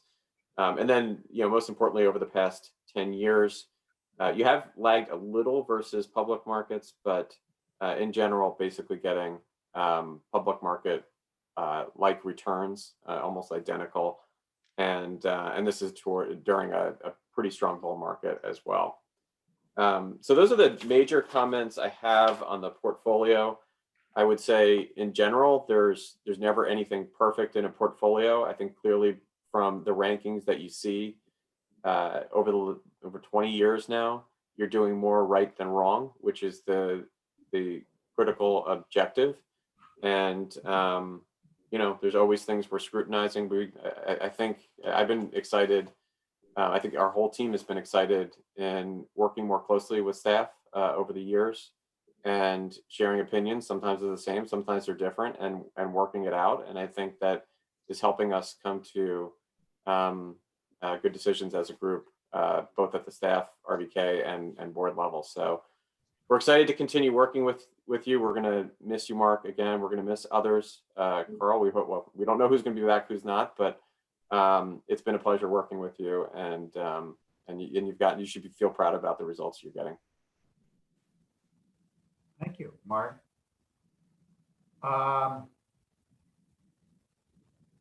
Any questions for Mark now, or we want to take our break now, and then Mark, you're going to come back after your other meeting? Yeah, I should be back around 2:15.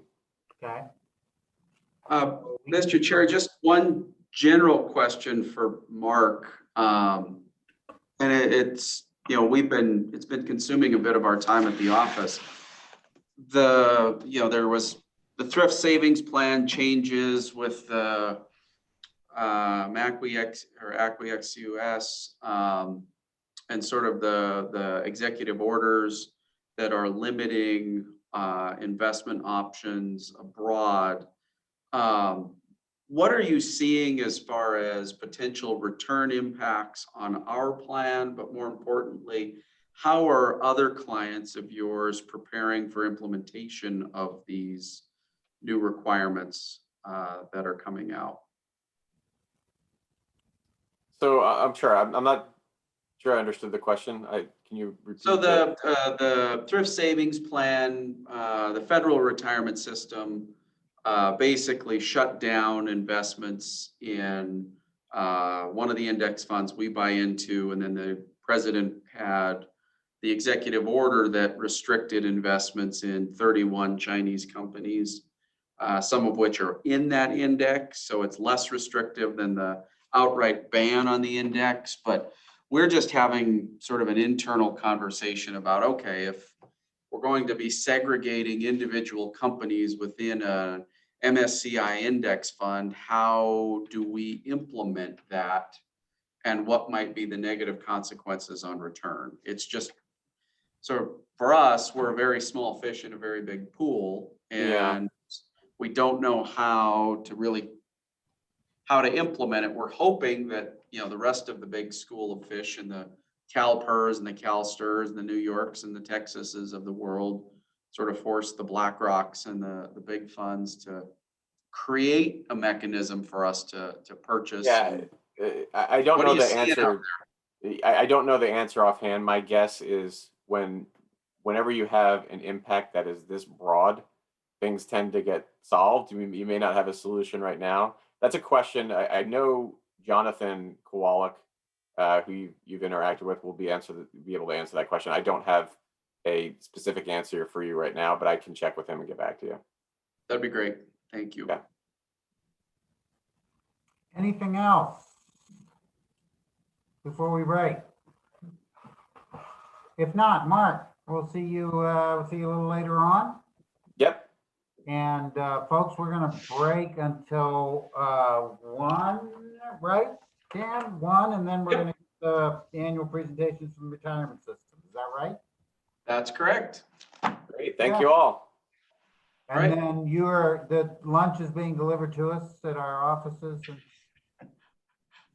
I think Bruce got the orders earlier last week and was ordering Jimmy John's for everybody. I don't know. I'll let Bruce Okay, answer. Bruce is responsible. I'll just wait here until Bruce delivers my sandwich. Is that what you're doing?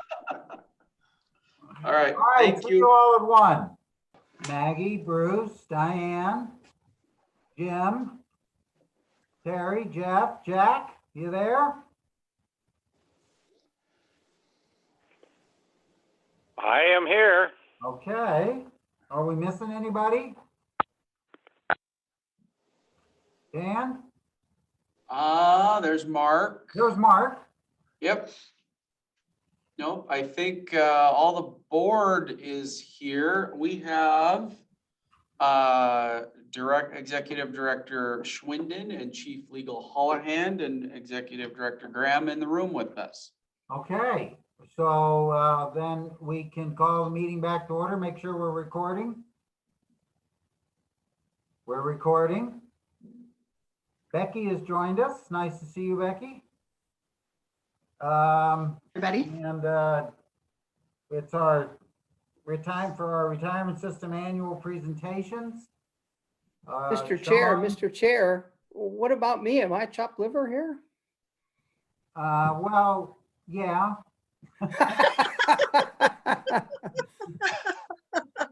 That was harsh. That was really harsh. Well, now that we I get can see you, you're less of chopped liver. I get an extra metaphor for that. Yeah, well, no, I don't think so. We've already discussed that this could be Mark's last meeting, and so he is in charge of all metaphors. Sean, is that you? Are you going to go first? Sure. Or did you guys work out something different? I think that's fine. It's up, Dan. Is that how you Well, want? the camera's on you, so I think you have to go first. All right. Well, Mr. Chairman, members of the board, for the record, Sean Graham, Executive Director of TRS. I believe in your packet, you have the TRS presentation. I think it's on page 26 of your packet. Is that correct? Tab 5. Tab 5. Okay. Tab 5. So for those of you that have been around a while, this is going to look real familiar. Page 2, we have the benefit financing equation where contributions plus investment income should be equal to benefits plus operating expenses. Anytime you have a imbalance on the left side, you gain assets or you pile up assets, and anytime you have you're out of balance on the right side, you're spending out more than you're bringing in.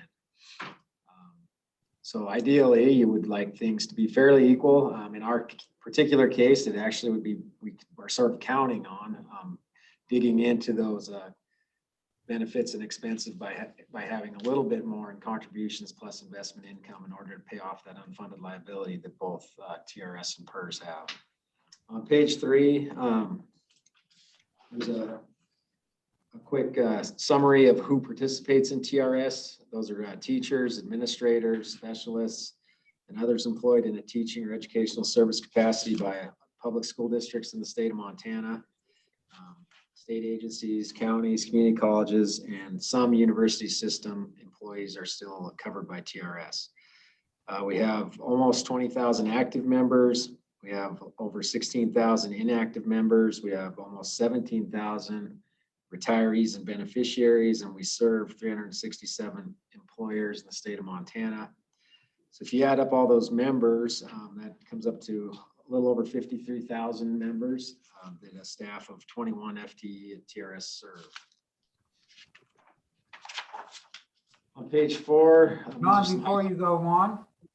Yep. Remind me again, what's an inactive member, please? Sure. So inactive members are, there's 2 different subsets. There are terminated vested members, and those are folks that have 5 or more years of service credit and are entitled to a future benefit because they have vested in the system. And then the other bucket is terminated non-vested members, and those are individuals that have less than 5 years of service in TRS. And they are eligible to withdraw their funds, or in both cases, they can leave their funds on account with TRS until they once again either come back to active member status or eventually they qualify for a benefit because they're age 60 and have 5 or more years, or they turn age 72 and they have to take their benefit. Thank you. Just a follow-up to that, if I could, Sean.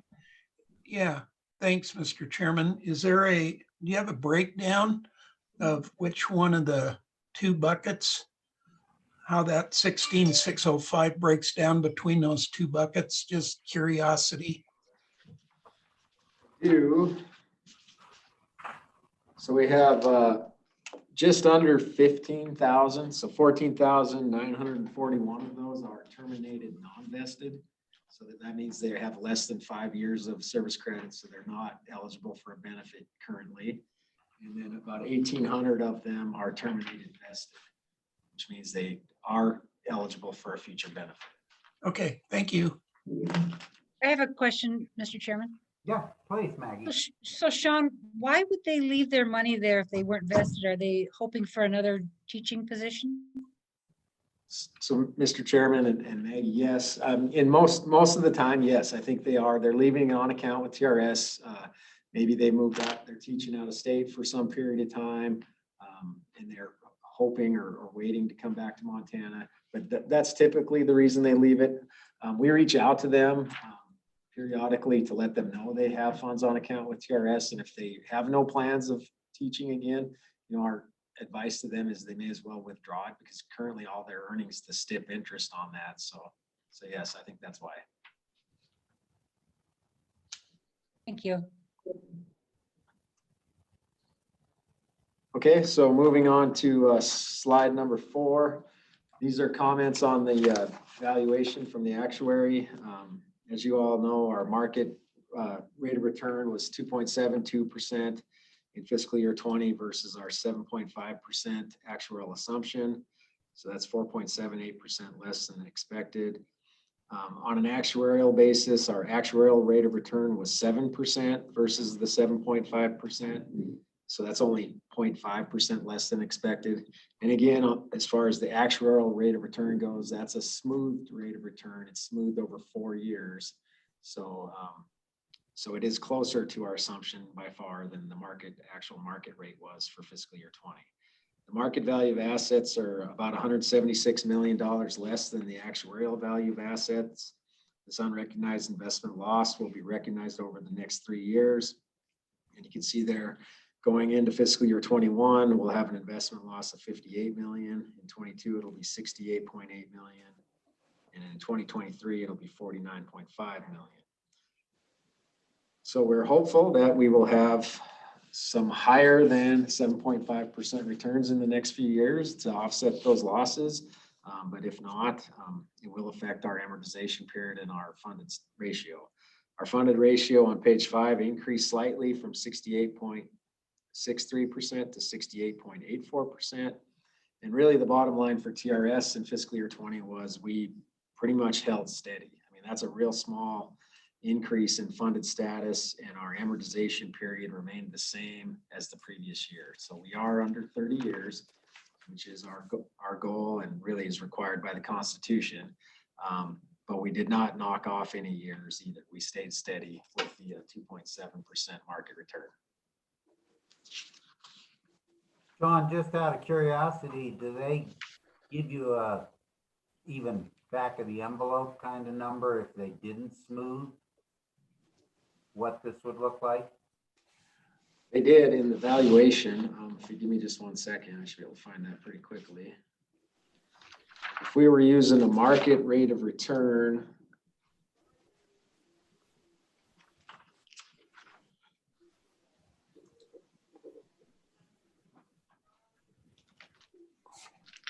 we would amortize in 35 years instead of 29.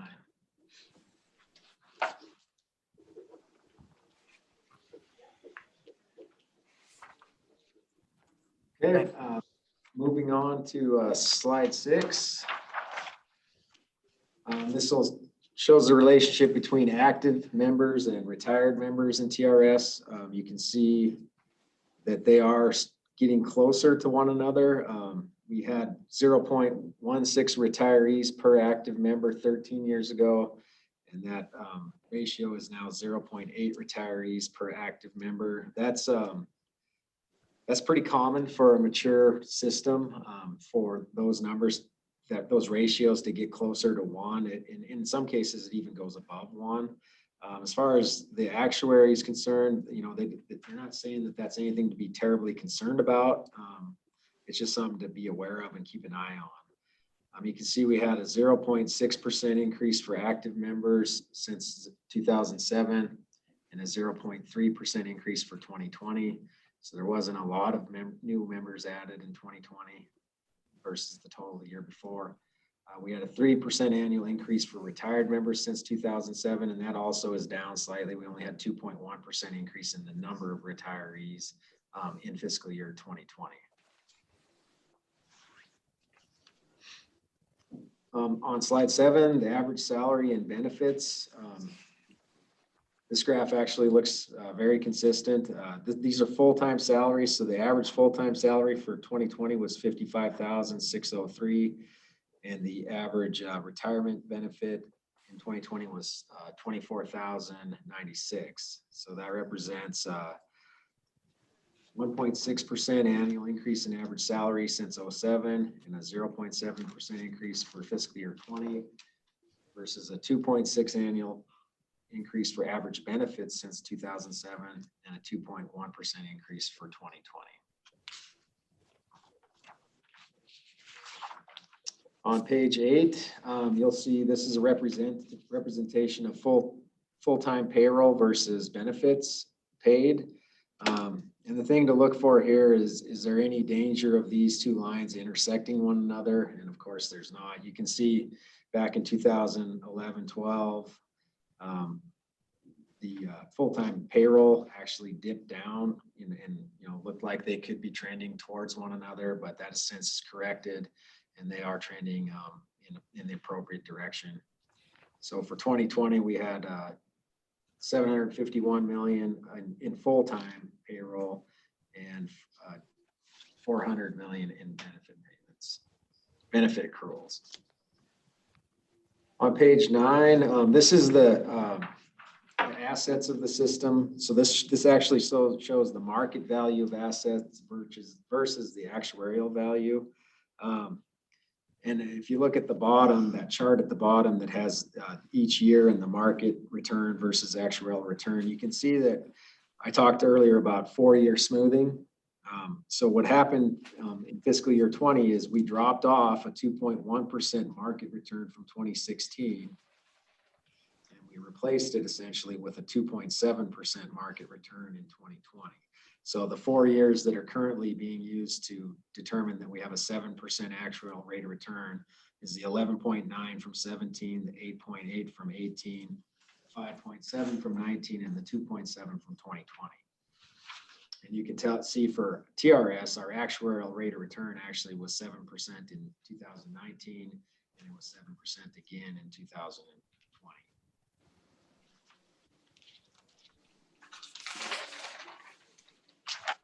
Okay, moving on to page 10. This bar graph shows the actuarial assets of TRS versus the unfunded actuarial accrued liability. The actuarial value is the light blue column or bar graph, and then the dark blue is the unfunded actuarial accrued liability.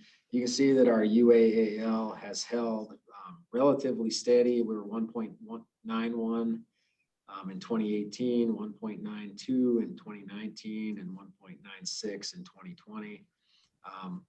If you look back from 2013 to 2017, we were really chipping away at that UAAL every year. You know, the last 2 years of less than 7.5% return have sort of kept things steady or flat. Of course, if we get 7.5 or greater, we'll chip away more at that unfunded liability in the future years. Okay, on slide 11, this is just our historical cash flow. And this represents contributions, plus investment income versus benefits and admin expenses. And then the black line with the dots is the net cash flow. And for fiscal year 20, with the 2.7% return, we actually had a $52.3 million cash flow shortage for 2020. But you can tell that this graph is real volatile. It depends. It's really dependent on our market rate of return. So nothing that we didn't expect once we knew what our return was for the year. And then on page 12, this is just the summary of the results. Fiscal year 20 is the far right column. Some of the things I already talked about. One thing I'll point out, you can see the rate to amortize the UAL. It's the fifth row down from the top. We are actually each year for a couple more years, we gain another 0.1% in employer contributions. And so we are paying more and more each year to amortize that unfunded liability. And so that's a good thing to see. Our normal costs came down slightly and the rate available to pay off that unfunded liability increased slightly over last year. And the end result was a slight increase in the funded ratio and we held steady on the amortization. Okay. Can I talk to you? Yeah. We got the 65,000. Oh, for the house. And then last but not least, Mr. Chairman, on page 13, we're statutorily required to provide this chart for the legislature. And so we leave it in our presentation for Board of Investments. But if all the assumptions were perfectly met, TRS would be 100% funded in 2049.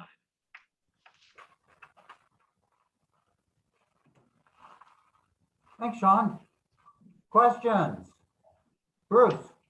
Yeah, thanks, Mr. Chairman. Sean, I should have asked this earlier, but are you getting any indication, anecdotal or otherwise, given the stress on the folks in your system out there because of the pandemic, about what the projections look like for retirements this year? I mean, there's, stories in the local paper down here just about every day about, again, stress in the system and people thinking about getting out. So what are you hearing and what kind of contacts maybe that you have from folks in the system that might be giving your specialists an indication of what's coming up? Sure, that's a great question. So Mr. Chair and Bruce, anecdotally, we've had, I know for the year that just got over, so these would all be July 1 retirements or sooner. We had about 30 that were kind of last minute. But if you look at our overall numbers for fiscal year 20 versus fiscal year 19, we actually had a few less new retirements than we did in 19. And it's really in line with our historical retirement level. But like I said, anecdotally, because I did ask my benefit officers to kind of keep track of how many brand new retirees were last minute and directly a result of COVID-19. And there was only about 30 for the year that just ended. I know in the current school year, we have a handful, but we do every year. We have a handful of mid-year retirements that are, for the same reason, last minute retirements. And most of them, they're indicating it's due to COVID. I'll be interested to see what our total active employee count does. My impression is, just talking from some of the employers, is they're actually having to hire more staff to accommodate for folks that are unable to work in the classroom but are still teaching remotely. They need to still have someone in the class. So it'll be interesting. I can't tell you any hard numbers on what that look like yet, but my impression is that our active number might actually go up more than Okay, thanks, Sean. Diane? You're muted. Diane, you're muted. Won't do it. There we go. I was punching away. Sean, along those same lines, how has your covered payroll been so far this year as compared to the previous year, same months. So we really don't track that, month to month early in the year. We'll be able to see it when we get closer to the end of the year. As far as I know, we're tracking, pretty close to normal. And our normal payroll growth is anywhere from 2% to 3.5%. So. Thank you. Others?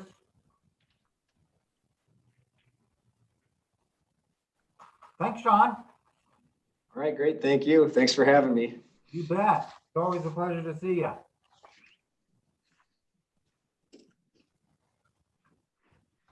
We're getting there. It's going. The drama. There he is. The end result's not gonna be anything too great, so. We waited all that time just to get Dory? Oh, man. So sorry. I did take care of my hygiene this morning. Welcome, Dory. Nice to see you. Thank you. Nice to see all of you folks. And again, I can't wait for the time that we can visit each other in person. So, Mr. Chairman, members of the board, thank you for the opportunity to present our annual actuarial valuation. Director Graham does such a nice job. He should always go first. I'll go through our slide deck pretty briefly because many of the things that you've asked about and our slides are so similar with what you've just heard with teachers retirement. So I'll begin with the slide number 2, which is the benefit financing equation. I love this slide because it tells a very complicated story in a simple way. And I always think that's the best thing for professionals to do. Our prior actuary used a slide that had a tank of liquid with a couple of pipes coming in of different sizes and then a spigot with the outflows and all that kind of thing, which is a very visual description of how a defined benefit pension system should work. But I prefer this funding equation. As Director Graham explained, if one side or the other becomes out of balance, then either good or bad things happen to your plan, depending upon which side is favored. So I won't belabor that point, but I'll move on to number 3, which is the participants in our retirement systems at Impera. We have 10 distinct pension plans, 8 of which are defined benefit plans. We have a defined contribution and a 457 deferred compensation plan. Again, you add up the numbers and that's over 70,000 active members and retirees that we serve. We have the same sort of inactive members, vested and non-vested, as Director Graham described. We receive reports from 556 public employers reporting their payroll to us. We also cover the Volunteer Firemen's Compensation Act. That has 235 volunteer fire departments around the state with over 3,500 firefighters. Moving on to slide 4, these are comments directly about our largest system, which is PERS. Again, very similar to what Director Graham described. The market rate of return on our assets in PERS was 2.73% versus our assumed rate of 7.65%. And that is 4.92% less than expected. The actuarial asset returns averaged 7.11 versus our assumed rate of 7.65, which is again 0.54 less than expected. So as you go down, you can see that the funded ratio for the PERS system decreased a little bit. And that is in main due to an increase in our unfunded liabilities.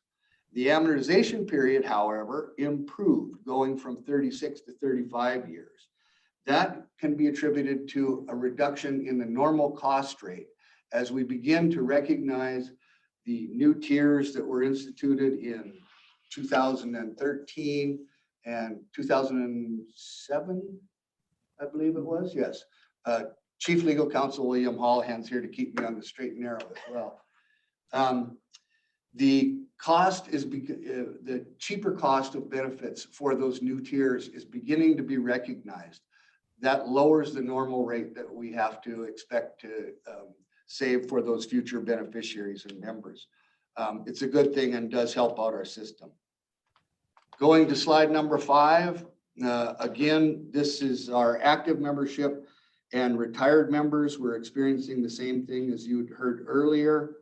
The retiree population is growing faster than our active rates, with an overall percentage increase of 3.1% year over year for the last 13 years. Again, that growth is a result of an aging population in PERS and specifically related to the retirement of baby boomers who are remaining in the workforce. And to Mr. Nelson's question earlier about what we're seeing, in PERS, there's always a spike in retirement applications in December and June. And as of right now, I think we're seeing a very stable amount of requests coming in. I would say that anecdotally, what I'm hearing is that people who have employment with the uncertainties out there around the pandemic are wanting to continue in employment. So I'm not expecting any huge amount of new retirees coming in. Thanks, Dory. You bet. Move on to slide number 6.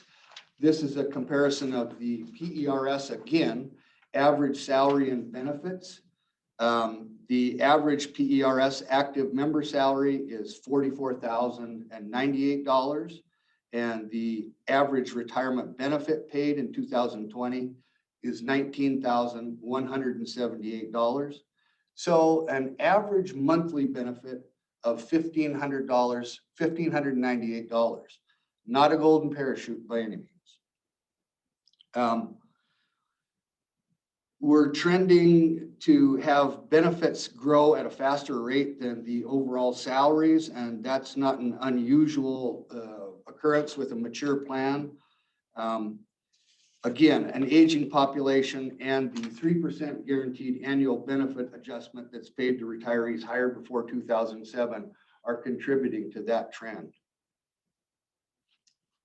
Slide number 7 is shows on one slide the PERS payroll and the benefits paid. The benefits continue to grow at a faster rate than the covered payroll, and more specifically, the benefits grew by 6.2% between 2019 and 2020, while the covered payroll grew by only 2.66%. During 2020, we paid $457 million in PERS benefits alone, and the covered payroll totaled $1.28 billion. Our contributions were $252 million to the trust, and 90% of those benefits are paid to people in Montana. Moving on to slide number 8. This chart compares the market value of our assets to the actuarial value of the assets on a historical basis. Again, this clearly depicts the impacts of actuarial smoothing over a 4-year period. Differences between the expected market value of return and the actual value of market return is recognized evenly as a gain or a loss over 4 years. You'll note the difference between the actuarial value, the orange line, and the market value as the blue bar. The difference again equals $253 million and is an unrecognized asset loss that is going to be recognized over the next 3 years. That loss will offset any future investment gains with returns greater than the assumed rate of 7.65. And likely the amortization period of the unfunded accrued liabilities in future valuations will increase because of that smoothing.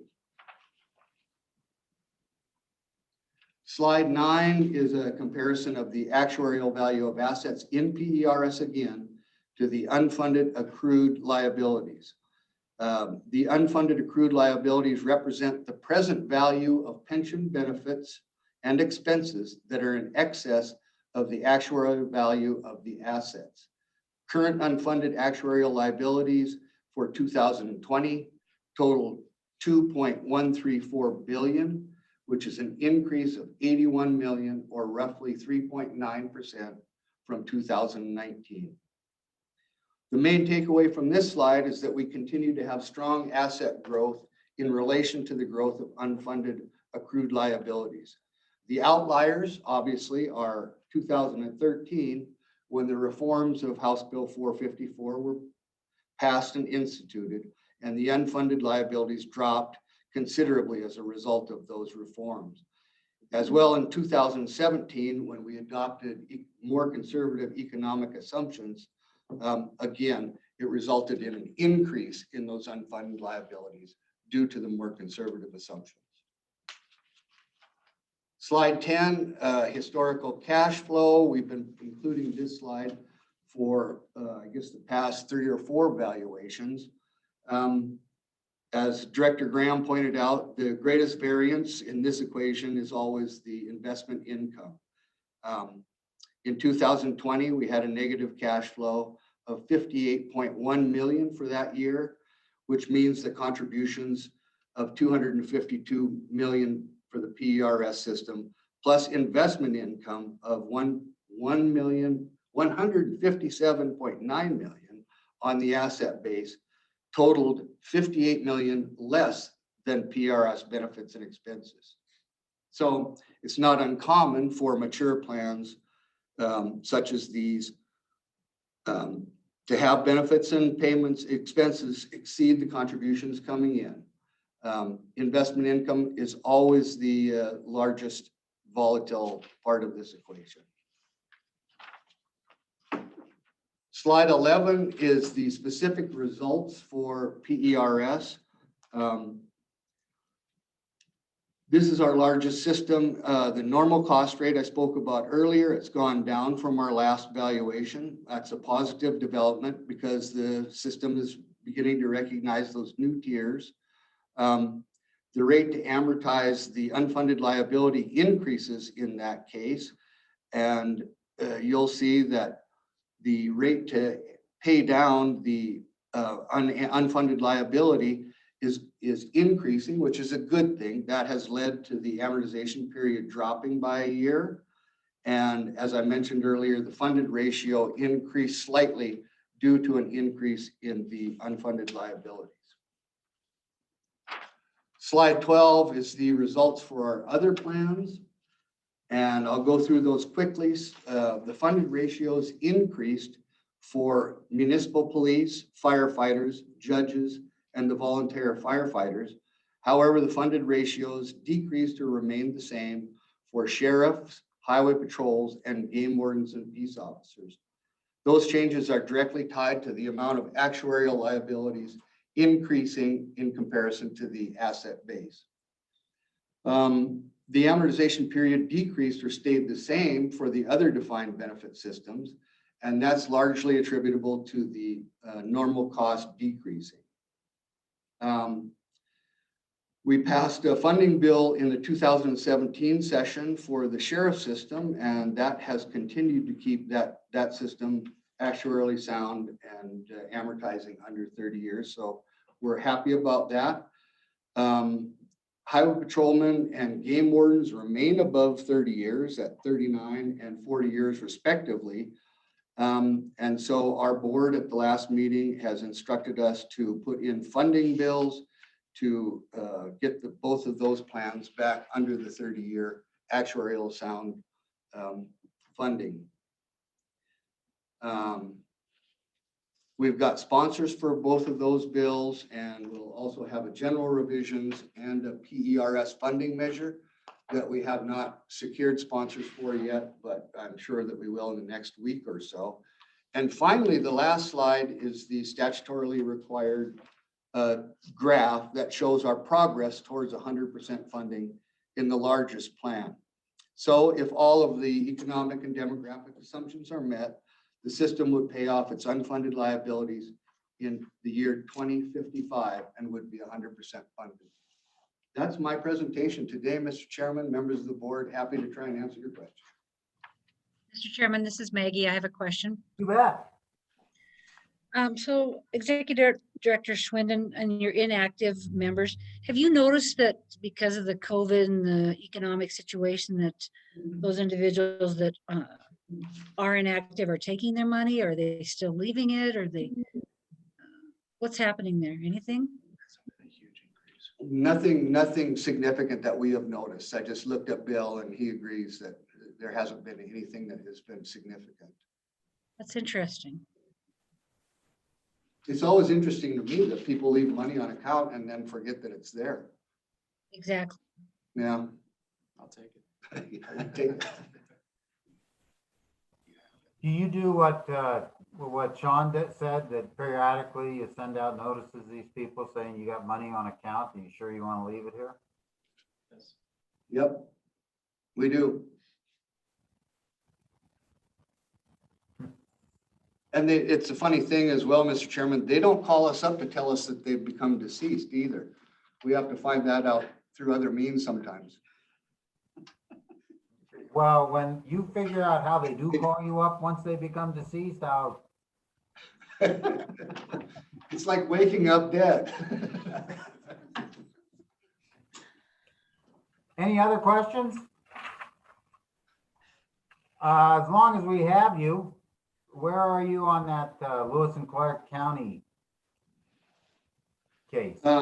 Chief Legal Counsel Bill Hallahan will answer that question, Mr. Chairman. Have just been a new judge appointed here in Helena, and I'll let Mr. Hallahan opine on that one.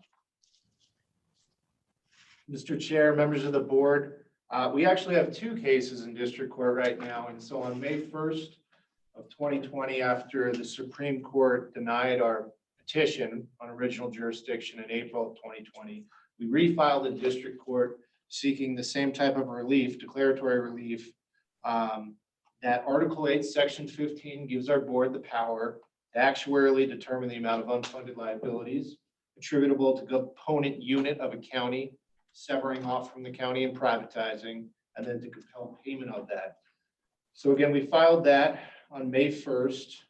County responded with a motion to dismiss. That was fully briefed at the end of August. We've been waiting for a decision on those initial motions since August. We had Judge Reynolds overseeing that case. Of course, now a new judge has been appointed, and it would be my hope that this starts picking up and moving along now that a new judge has been appointed to fill Judge Reynolds' position. On the same day, May 1st of 2020, the Montana Association of Counties brought a lawsuit against our board and our agency for breach of contract, declaratory relief, anticipatory breach of contract, and a writ of prohibition, saying that essentially we do not have the authority to do what we're doing, to try and assess the penalties. We're over exceeding the bounds of our contract, the old 1947 and 50 contracts, with every county in Montana by doing what we're doing and seeking damages against us. We filed a motion to dismiss in response to that. That was fully briefed again around the end of August. That is again was before Judge Reynolds, and so we're again waiting on another decision on those motions. But it's been at a standstill since this summer, and we would anticipate having some rulings hopefully in the near future.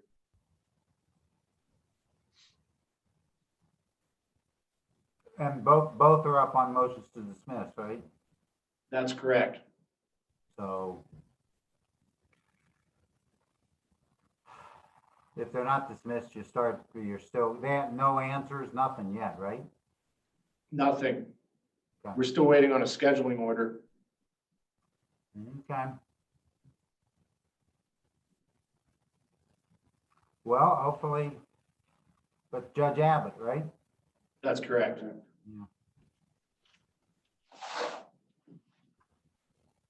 It would be Mr. Chairman, this is Dory. It would be very beneficial if we had that answer over the course of the next few months while legislature's meeting and a new administration's coming in. Okay. Well, there's nothing I can do about it, Dory.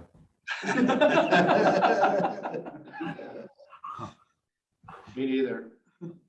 I believe Judge Abbott will have to be confirmed by the Senate. Well, he takes office until he takes office.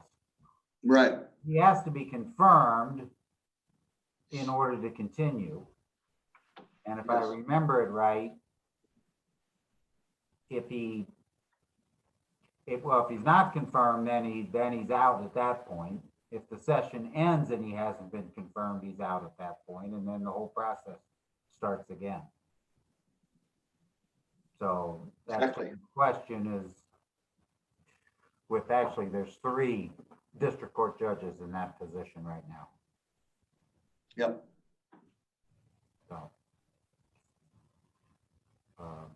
Anyway, anything else for Dory or Bill or from anyone? Thank you, gentlemen. Thank you all. Have a great afternoon. It was a Nice pleasure. to see you. Thank you. Okay. All right. Are we going to tab 6, cap asset allocation? Sounds right. Do I have that right? Yep. Thanks, Dan. Dan's gonna It's back, zoom in the, on the table for me. the thing's backwards. There I am. That's a little scary. You're talking about the camera, not about the asset allocation, right? It's about the operator of the camera. Okay. So tab 6, this is a continuation of our asset allocation discussion that we had in October. I don't have a lot to add. I will note that on my memo, I did add in the table on the first page, out to the far right, that would be the portfolio as of 10/31, if you were to accept the proposed changes here. This was per Maggie's request, kind of where we sit in terms of the various asset classes. So the only real change here, in essence, to how we would look currently would be that you'll recall we would be moving the TIPS portfolio into the real assets bucket. So that increases real assets probably a little over 1%.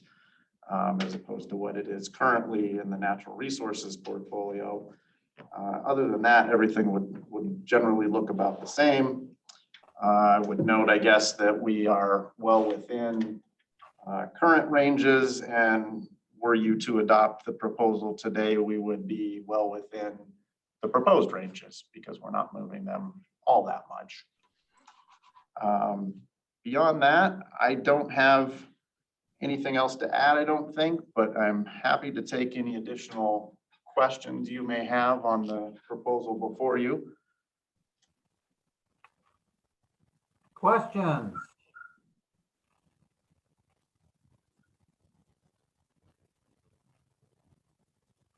And Becky and Jim, you've been through this and you would advise us to approve? We have been and are comfortable with it. No additional comments for me. Agreed. We've been through it with the staff multiple times and once with the board. Okay. Anything else from anybody?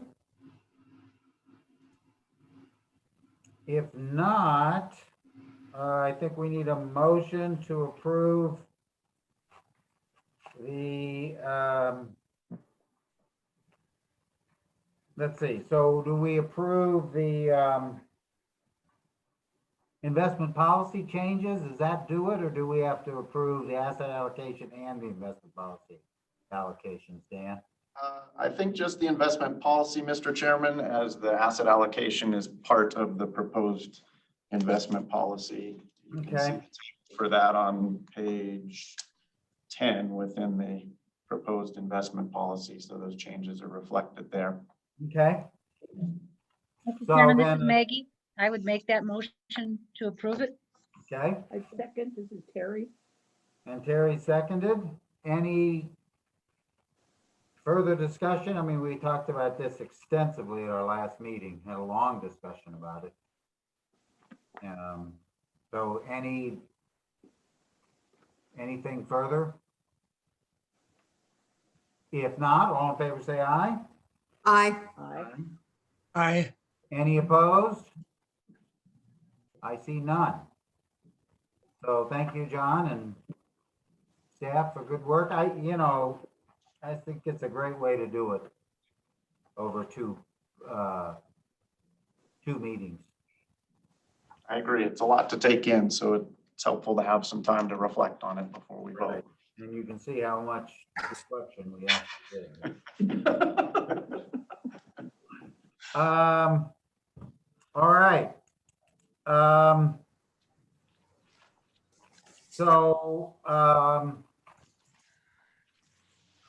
Dan, help me on.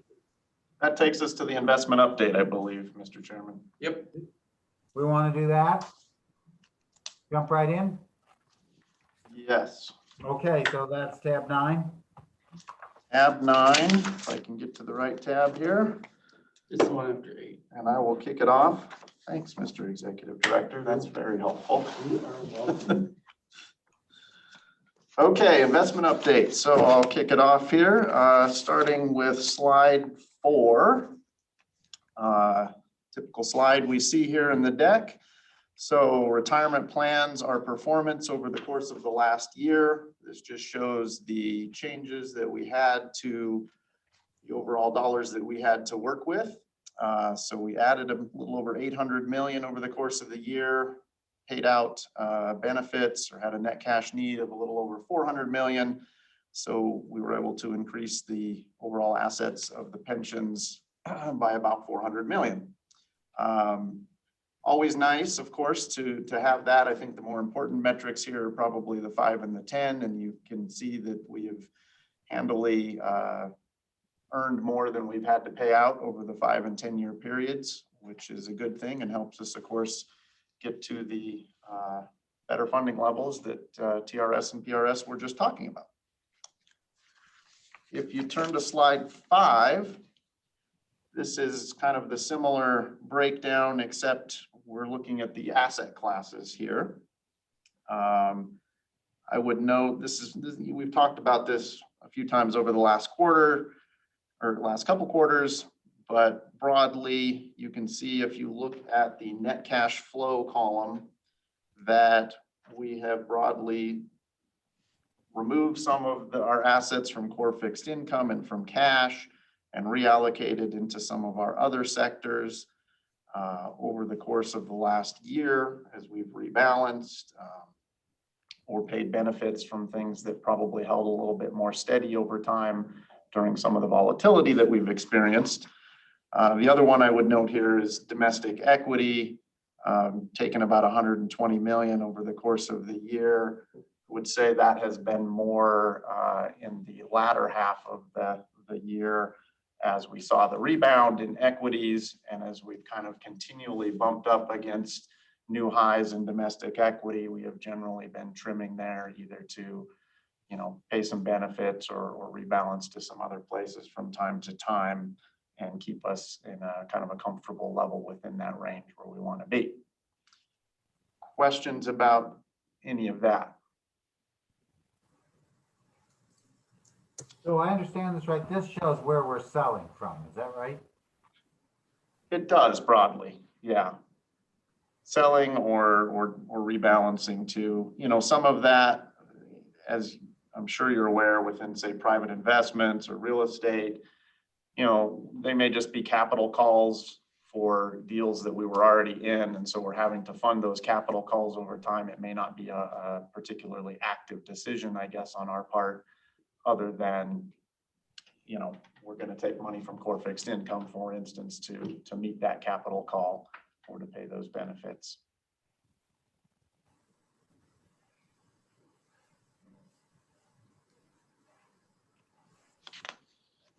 All right, moving on then. So next page here, again, kind of the same slide. This just shows the breakdown for each of the individual pension plans. Obviously, PERS and TRS are the big drivers here in terms of kind of size and net cash flows that we need to be concerned about. But generally speaking, all of them are fairly consistent and we're well aware of the cash flows and things that happen over time here. And we're always ready for that on a monthly basis.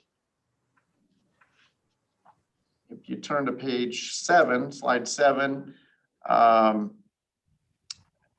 guess a couple of things here. The performance overall for all the plans, very similar, of course. I think for the 1 year, if you'd asked me in March if we were going to get a 7% return over the course of the last year, I probably wouldn't have been particularly optimistic. But as you know, the rebound has been strong.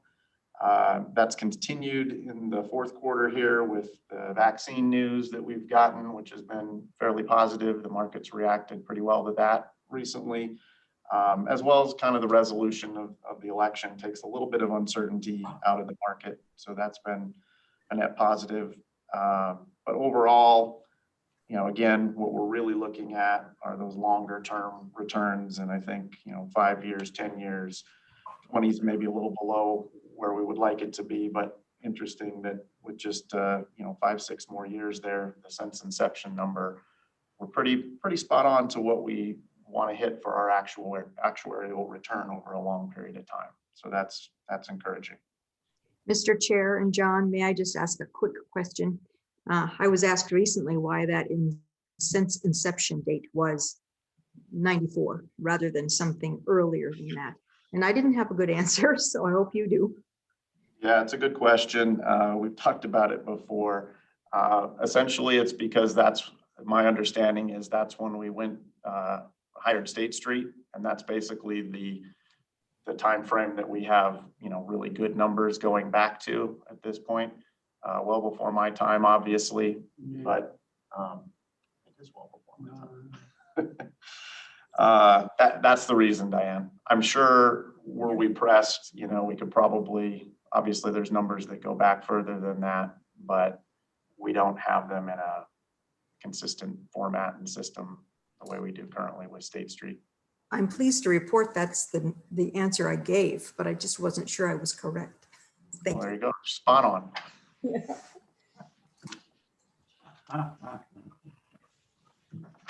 If we turn to slide 8, that's just the performance for the individual asset classes. Similar to what Mark was saying earlier at RBK, pretty good performance across most of the asset classes, with the exception kind of being natural resources. As he noted, energy is the big driver there. Significant downturn. We've seen a little bit of bounce back there. Probably expect a little bit more, but it's going to be oil and gas anyway, is probably going to be a tough area for a while. Real estate, the other one maybe I'd call out there, a negative 1.3%, but that's not too bad relative to kind of what we've seen in the rest of the real estate space. A lot of, Ethan will talk about it in more specifics, but a lot of our core fixed income and private assets there have held in pretty good. So we feel pretty good about those overall. Not a bad result given kind of where we've been here in the last year. Questions on any of that? Natural resources bad for a while. What does that mean? Well, I think energy, oil and gas in particular, has just been a difficult part of the market. And I think we're going to continue to see stress there.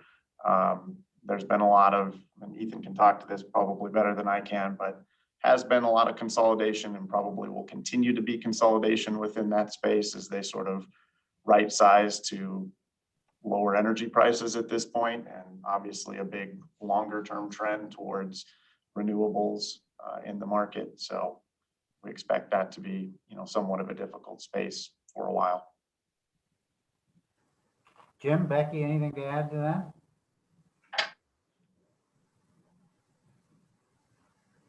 Nothing from my perspective, Jim. Well, I would just ask John to clarify when he says difficult going forward. Does that translate, given the big negative bar of minus 18+%? He's not. I don't think he means to mean that you should expect to see minus 18 bar or 18% declines in the year ahead and the year after that and the year after that. That the two are not the same. It's more that a recovery, which could be positive returns, simply will take time before those values get meaningful in terms of contribution to the fund, or back up to where the asset values were before this decline. I'm trying to put words in John's mouth here a little bit just to clarify exactly what he means here. Yeah, you're exactly right, Jim. It's not that we expect, negative 18% returns next year. I think we will see a recovery there. It's going to be slow. I'm reluctant to make any dramatic predictions about, what it's going to be, but I think we'll see some stabilization there, hopefully some positive returns over time. How long that takes, hard to know. Yeah, I was a little concerned that the chair's question was anticipating, does that mean another 18% drop in the coming year? I think we've taken the better part of the pain that's probably going to happen in that space. And now it's a bit of a waiting game to hopefully see some recovery. I will mention one other thing. It just so happens that we've had 3 board meetings today, and I've happened to have sat in on all 3. All 3 of them have real estate allocations that are considerable, as do you. And despite the incredibly sort of negative news in the newspapers about real estate, all of which is true, by the way, real estate is behaving a lot more in terms of its volatility of returns like fixed income than it is like equity. So, we look at the bars that John just showed us, and it is negative, but it's negative to a small amount. And you wouldn't have somebody who wasn't an institutional investor like you all are would have read the newspaper and assumed that it was far, far worse. And at least so far, it's not even close to that. So I don't know if John and Ethan agree with me, but I noticed that in all of the boards that I've attended in the past couple of weeks, including the ones today, many of the trustees expected much, much worse returns from the real estate market and their allocations than has actually emerged so far. John, I'll turn it back to you. Yeah, I don't want to steal too much Ethan's thunder. I'll let him get into it, but I think it matters a great deal about what portion of the real estate market you're in. So hotels obviously very stressed. Some of the industrial stuff might be actually very positive. So kind of a mix there. And I think broadly we feel good about the exposures that we've got. I'll let Ethan get into the details a little more when he comes up. Anything else there on asset class performance? All right, seeing none, on slide 9, this is just where we are at in the range. Thank you for approving the new ranges. And as I mentioned, we would be well within the new ranges based on what we have here. We talked a little bit about Cohen and Steers. That was funded in October, as I think Jason and Randy mentioned. So it wouldn't be reflected on this slide here, but that'd be another $75 million into non-core. I guess I would mention that we talked about it in the past, but we are diligently working on our EMD manager currently. Would expect to have that funded as well before the end of the fourth quarter here, which will also go into our non-core fixed income space. Questions on slide 9? All right. So moving to 10, just a couple of economic slides here that I thought were interesting and kind of reflect some of the things that we've talked about. I won't spend a ton of time here, but we've talked a lot about where interest rates are at and why we're moving away from core fixed income. Just thought I would show this first slide on 10 here, which shows the 10-year treasury yield and kind of the black line there, what the Fed funds rate is, the blue line. So Fed funds being what the Federal Reserve uses to set short-term interest rates. And then the red bars are recessions. And you can see over the last 40 years, we enter a recession, the Fed cuts rates, we get a recovery, we come out of that recession, they start to raise interest rates again, but they've never really raised them back to the level they were at previously. And then we enter into the next recession, they cut rates again, and so on and so on. We keep going down to where we are today. You know, we're looking at less than 1% on the 10-year treasury. So, you know, it's a significant theme that we've talked about, and it's a big reason for the asset allocation ask that we just talked about and you approved. Thank you. John? Yeah. It's Terry, quick question. Are we officially in a recession right now? We were officially in recession. I'm trying to remember. So we definitely had a negative, well, we didn't have 2 quarters of negative. Yeah, we did. Did we have 2 quarters? So I think 2, and we're out of it. Yeah. So if it takes 2 negative quarters and you're officially in a recession, and then I think we've gotten a positive print. Is that RBK probably knows off the top of their head better than me? Becky or Jim, do you know? I think we did enter it, but we're right back out. Okay, thank you. Sure. Slide 11.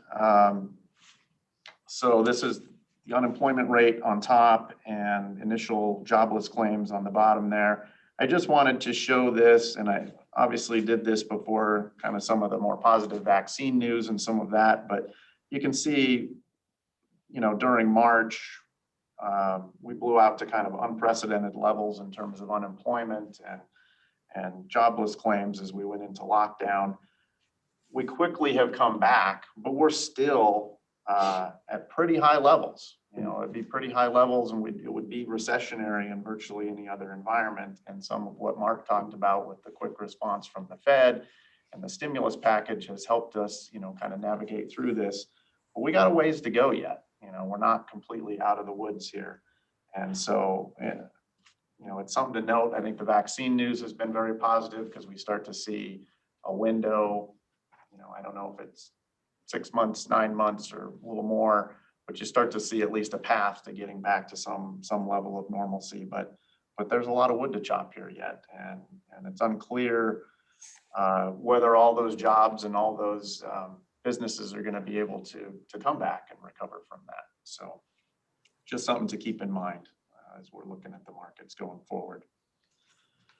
And then slide 12, I think the other big theme here, you know, clearly that stimulus, it had to come from somewhere, and it's the Federal Reserve, you know, putting a lot more money into the system, basically. You know, we're borrowing money, and so you can see here on the top slide, on slide 12, the increase in the balance sheet for the Federal Reserve. So money flowing into the system as they essentially buy treasuries and mortgages and other assets within the market and inject cash into the system, liquidity into the system. Ultimately, there's a theory at least that, you know, the more cash we inject here, it's more dollars chasing fewer goods, and that should result in inflation. That's something that we haven't really been able to spark for any extended period of time post 08-09 when we did similar things. But you can kind of see the scale of what we did here more recently, and it's, you know, a multiple probably of what we kind of did in 08-09 with potentially more stimulus coming. So kind of longer term, thinking about how much money's in the system and how much debt is out there, you know, that can have impacts on the market over a longer period of time. So things that we're thinking about, and any questions on any of the economic slides there? All right, seeing none. Slide 13. So as noted, we added preferred securities to non-core.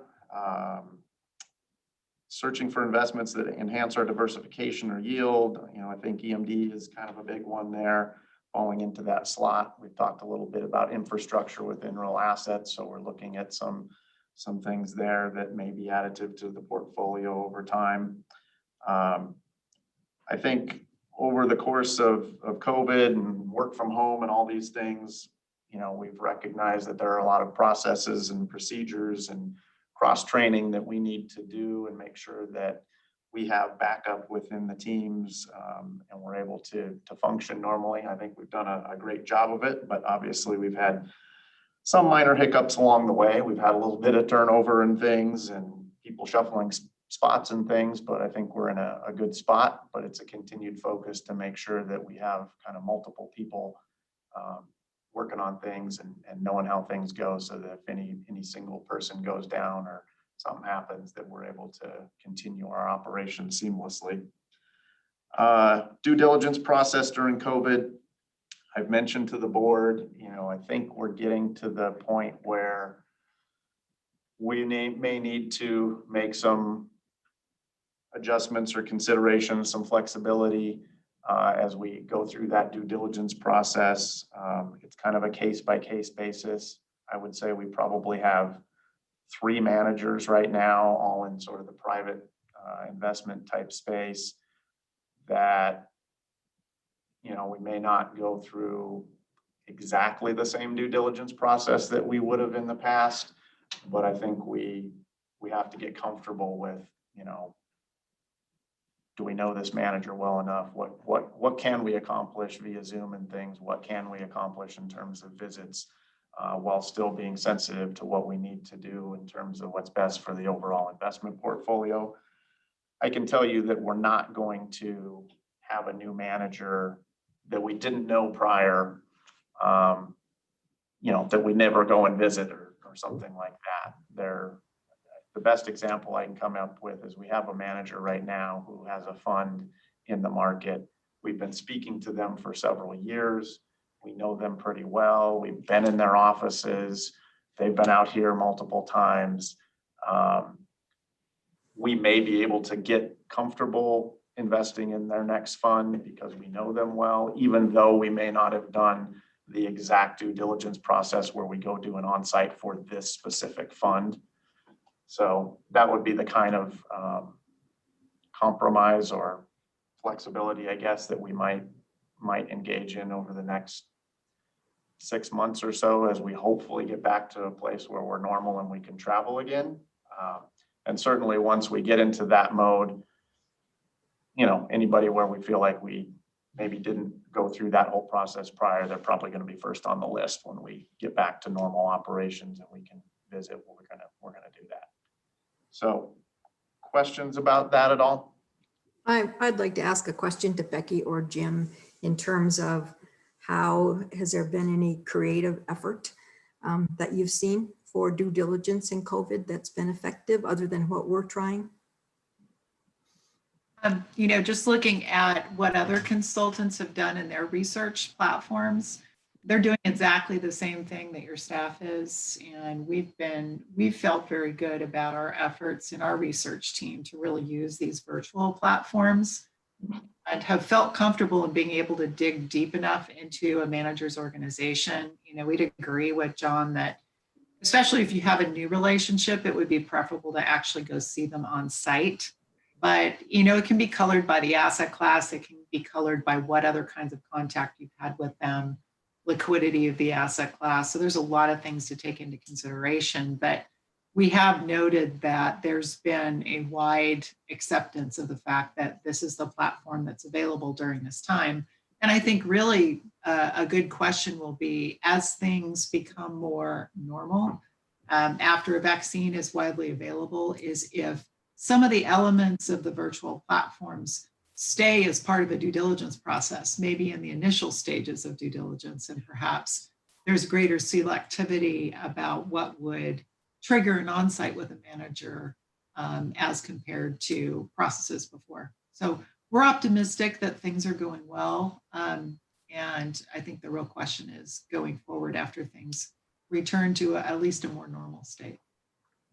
Yeah, I would just add that just as John said, in the real estate market, there are winners and losers. In the due diligence effort, there's some challenges to having to operate virtually, but there's also some benefits. Our manager research people can do many more due diligence meetings in a given week simply because they're not in airplanes. And frequency of contact can add to the depth and currency of due diligence in a way that offsets some of the what you lose by not going on site. The other thing I would say is that the challenges that the asset management world and the managers that you fish in that pond are facing are very much right now associated with funds flows and performance and organizational changes at the very top level, mergers, acquisitions, sometimes even people closing their doors. These are things that you don't need, that are less, you can see them from afar and assess them from afar.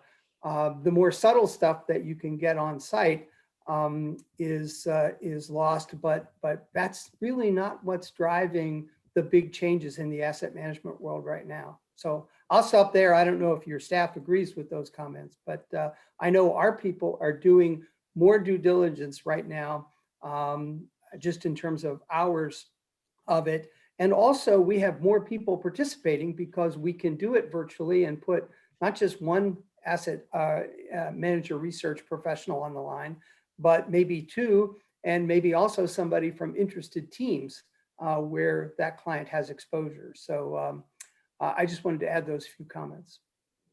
Thank you. So what do you miss? Lots of times when you are considering funding a manager, and I'd be interested to hear what John and Randy and others would say about this, you are down to the level of, you're either at the very front end or the back end. You're either at the very front end and trying to learn a new asset manager, maybe a spinoff or something like that, where you don't have an established set of contacts that you can look at and sort of trace a trend line in the behavior of that institution. So being on site can really help with a new manager, an emerging manager. In fact, we recently this year just hired somebody that has deep expertise in emerging managers in no small part for that reason. The other is when you have a high class problem and you're down to finalists and you've got 2 or 3 really credible institutions and you're trying to draw fine distinctions between them, distinctions that are not always evident in the quantitative and virtual kind of due diligence that you can do. So I would say that at the 2 ends of the spectrum, an on-site visit can make a difference. But as I said before, the sheer amount of due diligence we can do virtually now, and the fact that managers know that, and they are essentially, they're marketing themselves better virtually these days than I've ever seen before, somewhat offsets that if it doesn't offset it entirely. Becky, I don't know if you have anything to add, or John, you have anything that agrees with or disagrees with what I've said? Yeah, I think it's been very common. We probably asked all of our public managers, some of our private managers, how people are doing it. And we're no different than anybody else. I think we've all gotten good at using Zoom. We're very comfortable on probably the front side of the research process of doing a lot of the digging in, and it's probably more helpful having that on a Zoom call than it probably was prior. It was more often a phone call or emails or what have you. So that's probably an improvement. I think we're probably still conservative relative to others in terms of, I've heard of some people, being pretty comfortable all the way through the virtual process, having never met with somebody and hiring them. I don't think that's, somewhere we're headed to, because I think it's still important at the end of the day to sit down with those managers face to face. You do lose, even going into their offices, to the extent that we've done that a little bit here recently with, say, Cohen and Steers. Went and met with them face to face, which was great, but you still kind of lose you didn't get the full experience because not everybody was in their office, obviously, but at least had an opportunity to sit down with the majority of their team. You can see their offices, they're real. They've got all the systems that you would expect. You can have them show you stuff live that they're doing. So, you know, Zoom's with us to stay, and it's going to be a very helpful thing going forward. I don't think it's going to fully replace, in my mind, you know, boots on the ground, at least occasionally, but it will probably be more efficient. You know, Jim's point is well taken. We can talk to more people. We can get more done with that. We don't always have to be on a plane. So that's good.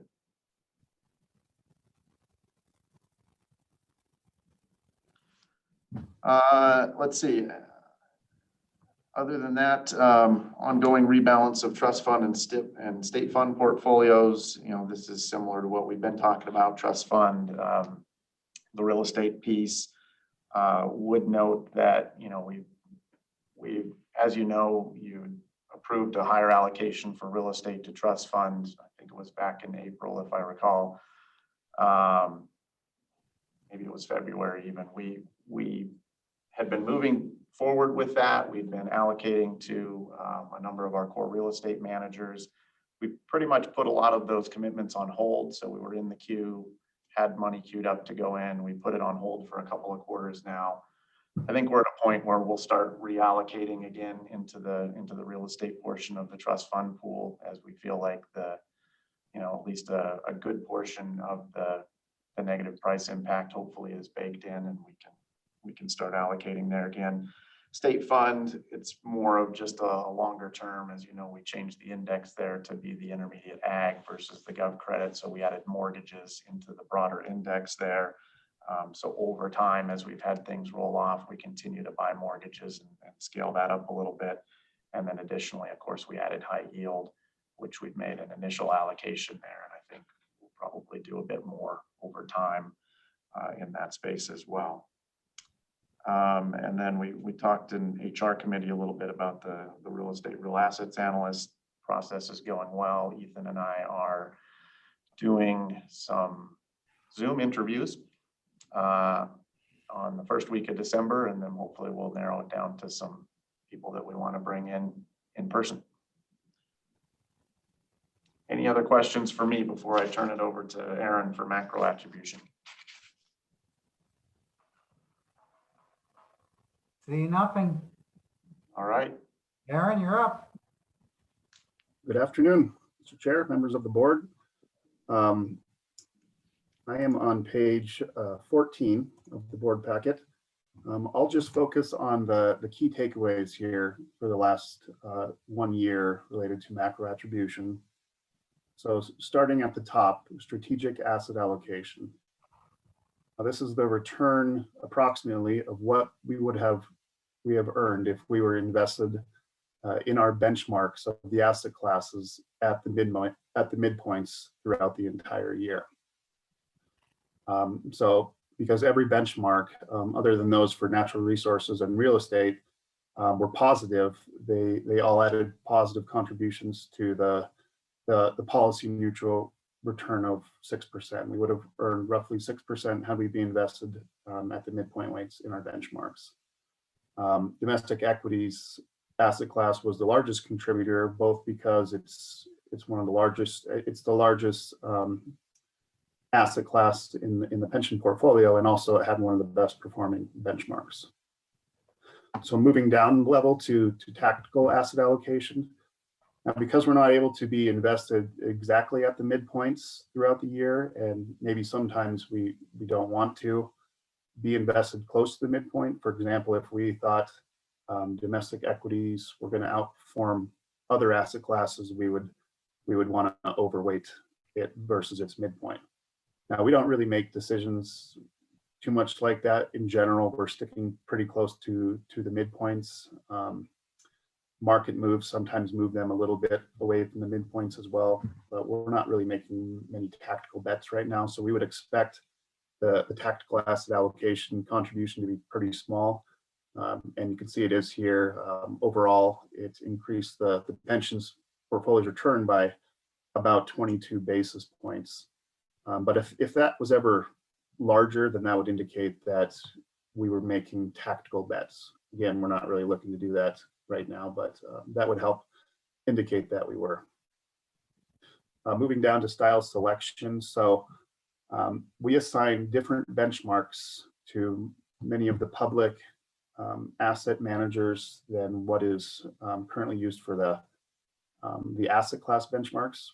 For example, for some managers in domestic equity, we have small cap benchmarks or growth or value benchmarks, that sort of thing. So those decisions will either add or detract from pension portfolio performance.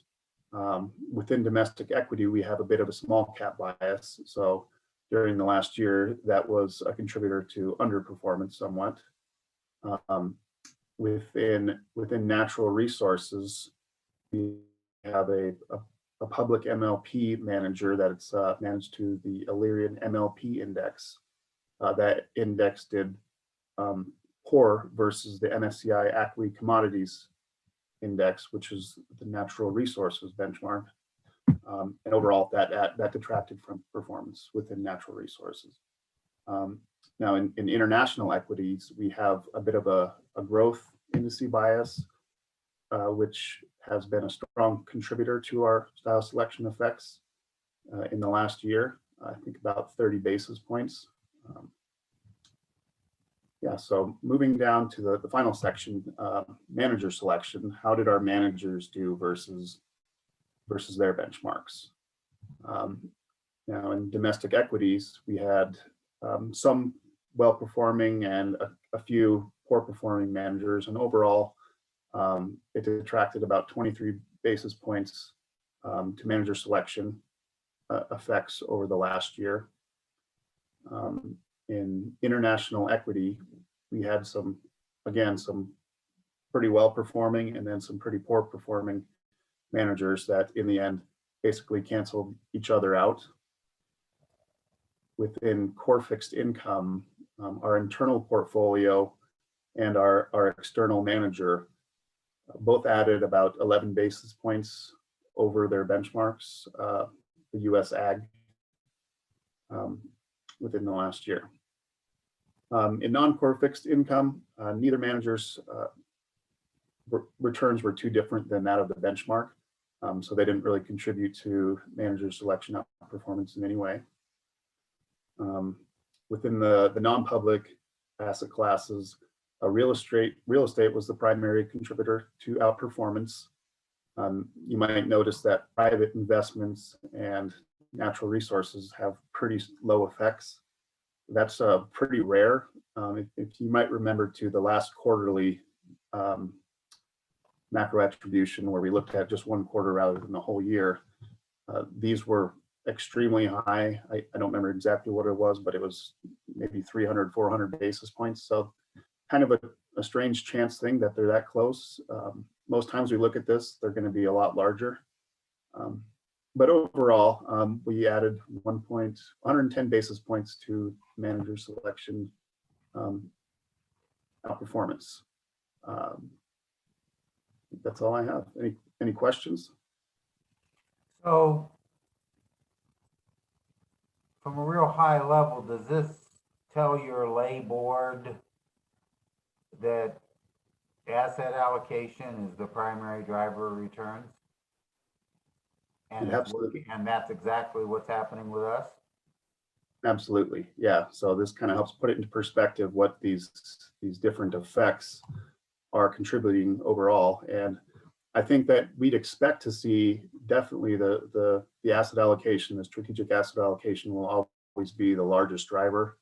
And next, the manager selection will probably be number 2 in general, yes.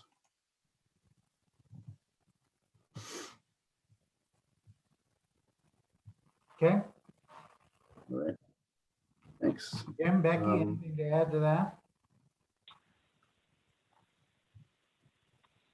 No, I would just add that I would reiterate what Aaron said, is that as a board, you should be concerned if the TAA component got really big, because it would indicate that the staff was using to the maximum degree the latitude you've given them in a very aggressive way. And you'd want to ask, why is that the case? You do have ranges. You have ranges so that they are not forced into doing things that would be detrimental to the fund. And it's nice to have a positive TAA category, because it means that every time John and the staff are required to either allocate incoming funds or to raise funds, they're doing it in a way that's not harmful to the portfolio. In fact, in this particular year, it was additive to a small degree. That's the only thing that I would say. And I agree with Aaron that the answer to your question is asset allocation dominates. We've done these for hundreds of clients and hundreds of times, and it always turns out that asset allocation dominates the largest percentage of the returns. And academic studies show, as you've heard from us, that it's in the vicinity of 90+% usually. That doesn't mean that that manager selection isn't important. It can make a difference on the margin that can be meaningful, and it did for you in this year. But everything in perspective, if you spent all your time working on manager selection and very little time on asset allocation, these kinds of numbers, which we see over and over again, would tell you that it was a poor allocation of your time. So I'll stop there. The only thing to add is just hats off to Aaron and John for coming up with this report and the takeaways, the bullet takeaways. I think that is so helpful for any board to understand what the big picture is and what were the big contributors. So I like the format that you've ended up with, and having the text explanation really helps, I think, the board to prepare for these meetings and have questions ready. So hats off to you guys for coming up with this. Mr. Chairman, this is Yeah. Terry. I'd like to echo this. I've tried to look at these charts forever on this topic, and this is the very best presentation we've had on them. I think it's excellent. Thanks, Aaron. You're welcome. Well, the creation of the midpoints, by the way, makes this possible. And Aaron's great work and the display, I agree with Becky. But this is one of the reasons why, as your longer tenured board members may remember, that we have continually pushed the notion of the value of focusing on these midpoints, because it would allow Aaron to do this kind of analysis that we couldn't agree with you more, Terry, is very enlightening to a board member.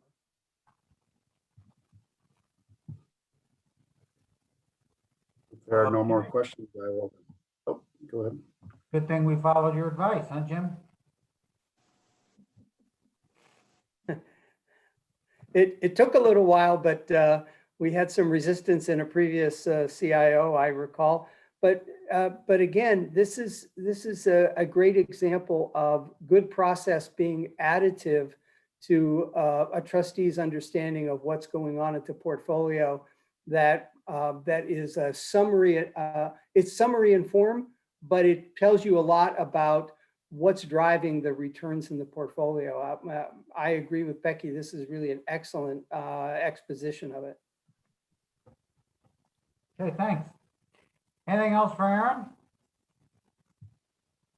Michael, are you up? Is that what's next? John? I am. How's my audio? Good? Fantastic. Okay. Best audio of the day. As expected. I'm on page 17, private investments, market environment. We'll go through this pretty quick. Private equity deal flow, exit flow has pulled back for the year as expected. We're starting to see that come back in Q3, but still pretty slow. From what we've been seeing and hearing from our managers, we expect that to rebound in Q4. There should be more activity in Q4 as people try to transact before year end.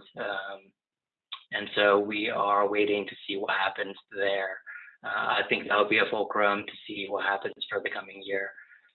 Valuations on bullet point 3, you've seen them come down to more of a normal, a 12.9, still quite high from a long-term average, but it's down from 15 in the previous quarter. What that really represents is in the last quarter, only the best deals were really being transacted on, and that reflects the high valuation there. And so we're seeing more normalization of deal activity So we'd expect that to continue into the fourth quarter. Leverage, debt usage on these deals, still available, still fairly highly levered at 5.9 times. Next bullet point, fundraising. Fundraising has been slow for the year.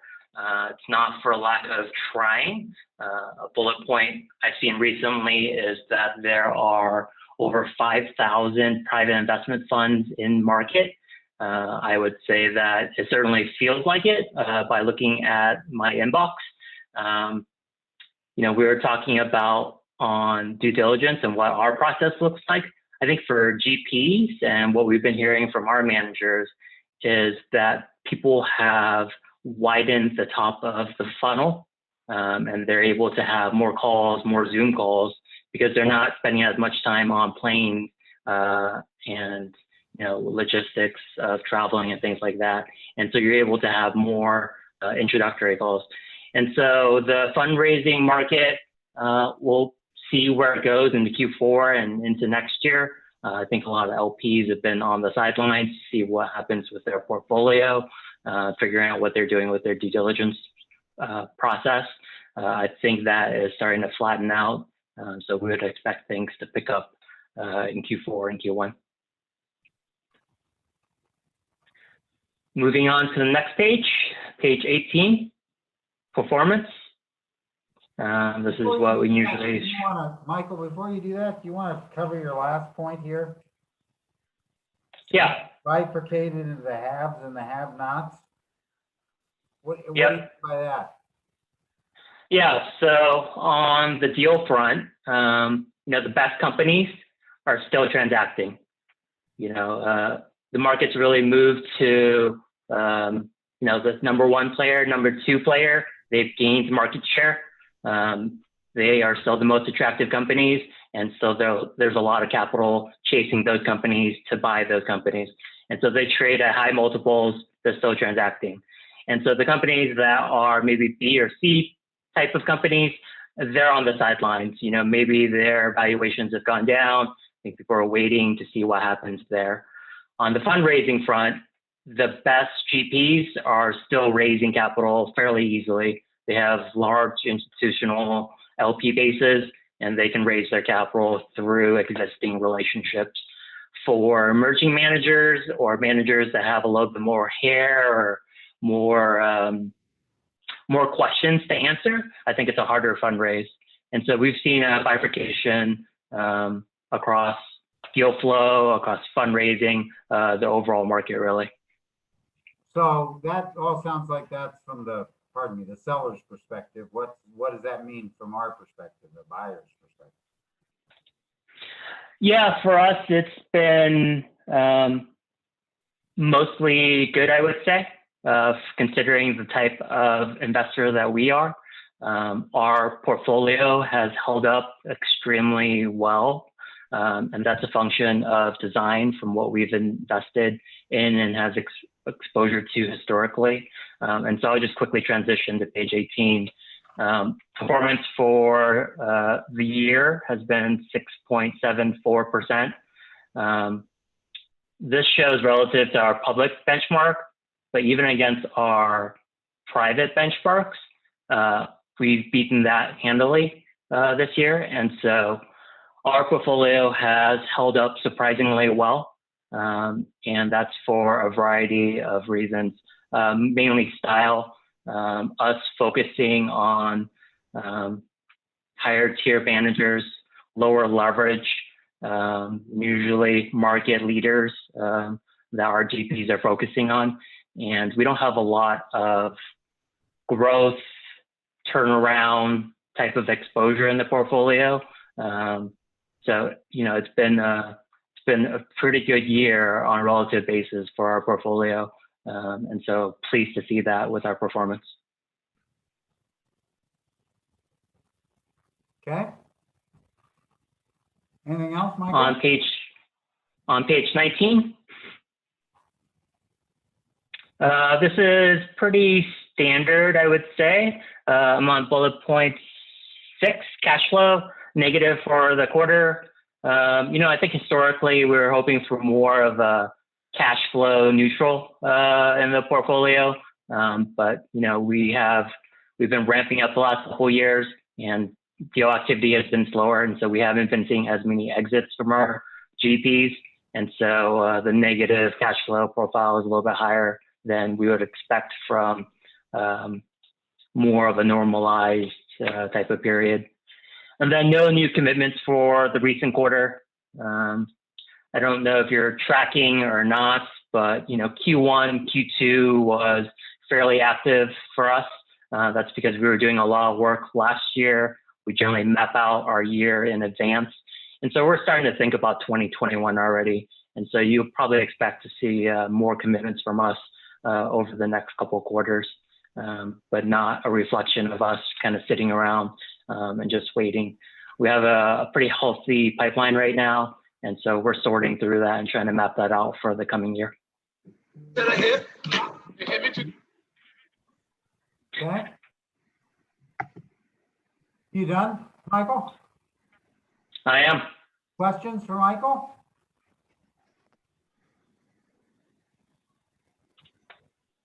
All right, Michael, way to go, man. Ethan, you're up. Thanks, Mr. Chairman. Hello, board members. How are you? Hey, I just want to take a quick moment to say, hey, Mark, thanks so much for your support and encouragement throughout the years. You'll certainly be missed. All the best to you. So without further ado, I'm on page 20, behind tab 9. I have listed a number of high-level macro points here, which I've summarized in the final bullet point for everybody. But rather than regurgitate each one of those, I would love to answer any questions folks have about any specific bullet points or anything else that they're interested in hearing about from my perspective in the real estate market.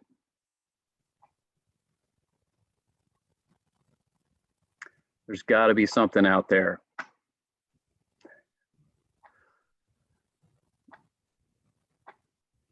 Going once. What? No, you're not going anywhere. Just relax. I'm pretty relaxed right now, I got to tell you. It's my 15-year wedding anniversary and I'm in Arizona, so I'm pretty relaxed.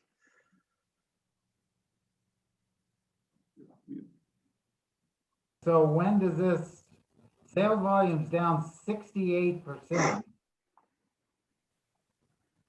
When does it pick up again? You know, I think, Carl, much like everything else in the world right now, as much as I hate to say it, it's largely dependent on a vaccine. And when people get comfortable congregating once again and returning to confined spaces and being in close quarters with one another.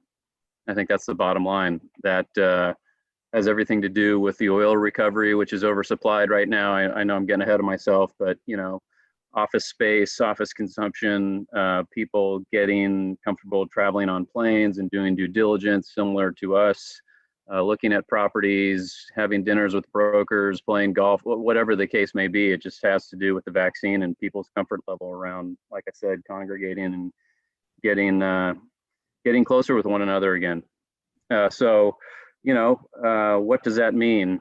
Your guess is as good as mine. That could mean, Q1, Q2, Q3 next year, you're already starting to see signs of transaction volumes picking up, and people are getting, a small fraction of folks are getting more comfortable traveling, and there are transactions being done. And it's all property type specific and market specific, but things are starting to recover. But back to pre-COVID levels, we've got a ways to go. So what does that mean for you? Or for us? Again, much to my chagrin, that means that I will likely not be able to get on an airplane, even though my comfort level with getting on airplanes is A-okay, which is going to force me to either change our process and things will continue status quo, sans a paradigm shift in our process, or we will be handcuffed and forced to rely strictly on our current stable of managers and forego interesting, differentiated opportunities that are great portfolio fits and potentially accretive to our actuarial rate of return, and forego just generally increasing our overall opportunity set. Did I answer your question? Yeah, kind of. Is there a date by which you think you have to be back up and running full speed in order to avoid that? Today, yesterday, right now. So, Mr. Chairman, I mean, I think we got plenty of stuff in the pipeline for existing managers. It's not like we're going to not be able to maintain a real estate allocation or something. And part of my comments earlier about the due diligence process is, I think hopefully it's somewhere in between what Ethan just described. You know, maybe we're certainly not going to travel as much as we did. You know, there may be some select instances where we feel strongly enough about something where we will, or we're comfortable enough with a manager that we've had an existing relationship with in some form, whether we've invested with them prior or not, where we might be able to get comfortable, you know, doing that deal and then doing some of that on-site visit after the fact. Ethan, would you talk just? Wait a minute. Go ahead, Bruce. Yeah, Mr. Chairman, Ethan, and I know we've talked about this before, but you know, maybe with several more months of experience behind it, what, if any, impact do you see on possibility of outfits deciding employees are as productive or more productive working at home than working in offices as a potential impact on the market? I think I understood your question, Bruce, and it relates specifically to office absorption. And I think that's going to be a much longer tail before we fully understand what that's going to mean. But early on, I have been and continue to think that commercial office space is going to be potentially devastated. You know, I think you've seen the announcements. Twitter has basically allowed all of its, you know, thousands of employees to work at home permanently. Why they're maintaining and continuing to lease their office space, I don't quite understand that part of it. But I think there are much more grave ramifications for office space use in particular than some of the other property types out there. I don't think work from home necessarily impacts all of the office or all of the commercial property types. You know, there's things like life sciences where you have people working in labs to create vaccines, for example, medicines and so forth. They can't work from home. They can't do experiments and combine molecules at home. So they need to be in. You know, the e-commerce thing that we've all seen the headlines there. There's plenty of anecdotal evidence that industrial pricing has surpassed pre-COVID levels and didn't even have a hiccup. Grocery anchored infill retail continues to perform, and the number 2, 3, 4 grocers and markets continue to adapt to omni-channel distribution models, and they continue to perform. So, you know, I think I've maybe gone down a bit of a rabbit hole, but I think I answered your initial question about, you know, work from home and efficiency. I don't know. I can tell you for one, I think I'm just as efficient. I probably am working more hours just because it's way more convenient for me.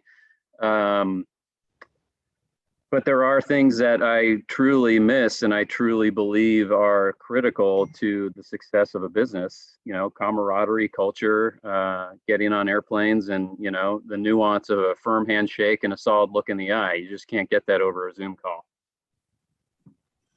Thanks, Aaron. Ethan. You're welcome. I hope I answered your question. Well, I'm not sure there's any definitive answer, but yeah, you came as close as we might be able to right now. Thank you. Glad to hear it. So does that, so just walk me through that. So does that mean that was, for example, a deal or something in the pipeline you were looking at that was office space in Silicon Valley that you now say, that may not be such a hot idea? And so that comes out of the pipeline and you start looking someplace else for other things, but it's hard to do because you can't go visit them. I mean. Yeah, so I'll try to tackle your question. So for example, if I was looking at a fund that had some existing assets in it, whether it's a private equity real estate fund that had a handful of office or any type of assets, or an open-ended debt fund that had originated 30 loans across a multitude of assets. If there is existing office or hotel exposure or mall exposure in there, for example, that's an automatic kill, because frankly, I think all of those, not all, but there's a high probability that many of those investments have some level of impairment and may never get back to par. Now, a broader part of your question is I have not been looking at specifically adding any type of office specific exposure, hotel exposure, senior living exposure, for example, simply because those are much higher CapEx required. Those assets require much more capital expenditures to operate them. So the margins are tighter, so your returns are lower. They also have a degree of operating complexity, and they're also a lot more correlated to the business cycle. So I've really been focused on multifamily, where rents reset perhaps monthly. There's a housing crisis, affordability issues. So there's been a lot of demand in the space, which continues. E-commerce, macro trends in industrial, the mega data trends in data center spaces, grocery anchored infill, where people still need to eat, so they're still going to buy groceries irrespective of what's happening in the world. Medical office, notwithstanding elective surgeries, people still get sick, they still break things get tweaked, they still need to have surgeries. Medical office held up very well. We added a medical office operator a couple of years ago. So I'm really trying to stay away from, and have been for a number of years, from those property types that have these characteristics, Carl, that have been really impacted. But COVID aside, they're more operationally complex, they're more highly correlated to the business cycle, and I'm looking for other things that don't have that that don't behave in those ways. So hopefully I answered your question in a couple of ways there. You were made for COVID. Well, it's better to be lucky than good. Well, thank you. Well, it does. It does. I'm just trying to figure out the deal flow kind of thing. Yeah, so deal flow, I mean, look, if an office fund came across I've seen a number of distressed hotel funds come across my desk, and I bet you have. Those are they're immediate kills, and they've been immediate kills. I mean, let's face it, there's a ton of distress in hotels, and people are likely to make a lot of money in that space, assuming they have a track record, they're skilled, et cetera. But I don't like the overall dynamics of that space, their correlation to the business cycle, the operational complexity, the lower margins to operate these things. And frankly, I don't prefer or care for the headline risk. So hotels are just an automatic kill these days. Office for the same reason. They're not COVID related reasons. All of these logic statements have been in place before COVID. Thank you. Yeah. And then, I guess also on the deal flow front, and then this has been in place for a couple of years too, Carl, is like we are really focused on our existing highest conviction managers. It creates efficiencies for us. We know them better. They've performed well. And, you know, it builds a more concentrated portfolio. And let's face it, you know, from my perspective, we're in these private investment asset classes to harness management, active management, expertise and information asymmetries. We're not out there to spread our wealth and build an index. And frankly, in my, you know, earnest opinion, settle for mediocrity. We're there in those asset classes to build conviction, take rifle shot bets, and outperform and generate alpha. Okay. Thank you. You're welcome. Thank you. What else, Ethan? You know, page 21 performance sort of speaks for itself. We kind of had a bad year. That's largely driven by our exposure to REITs. And when the CMBS spreads blew out, we had a pretty significant exposure in the public debt space there. But other than that, you know, performance sort of speaks for itself. I would just maybe highlight to you all on page 21, we're well within policy constraints from a leverage perspective. We did make another approximately $10 million pre-IPO investment in a life sciences private REIT. So that was our new investment since last we spoke. But other than that, these other bullets are all consistent with what you've all seen in the past. Okay. But nevertheless, happy to address any questions. Other questions? Mr. Chairman, I just want to say thank you to Ethan for being so thorough and so clear for simple individuals like myself. So Thanks, Maggie. I really appreciate that. Okay, other? Excellent. No further questions. We can flip to page 23. Natural. Are we sure there are no other questions on real estate? Ask a quick question. Ethan, could Yeah. you talk a little bit about that life sciences REIT? What, I was trying to understand how a REIT would be life science. So yeah, it's a good question, Terry. Life sciences. These are.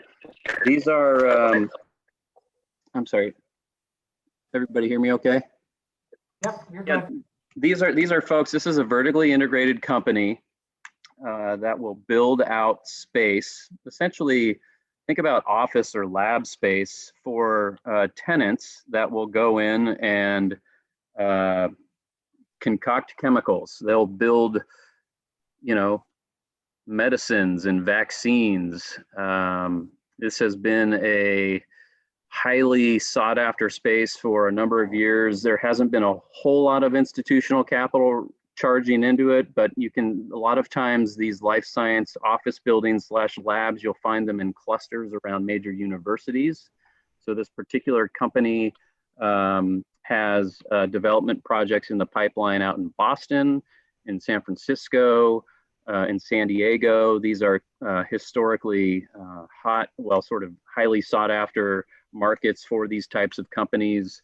The management team is very skilled or experienced in the space. The CEO was the former CEO of Alexandria Realty, which is another life sciences company. He was co-founder of Biomed, which he took public, was subsequently taken private by Blackstone. And then I think Blackstone just sold Biomed out of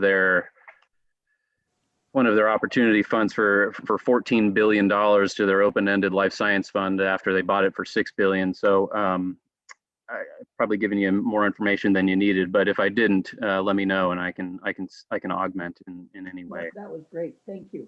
Okay, sure. You're welcome. Anything else on real estate?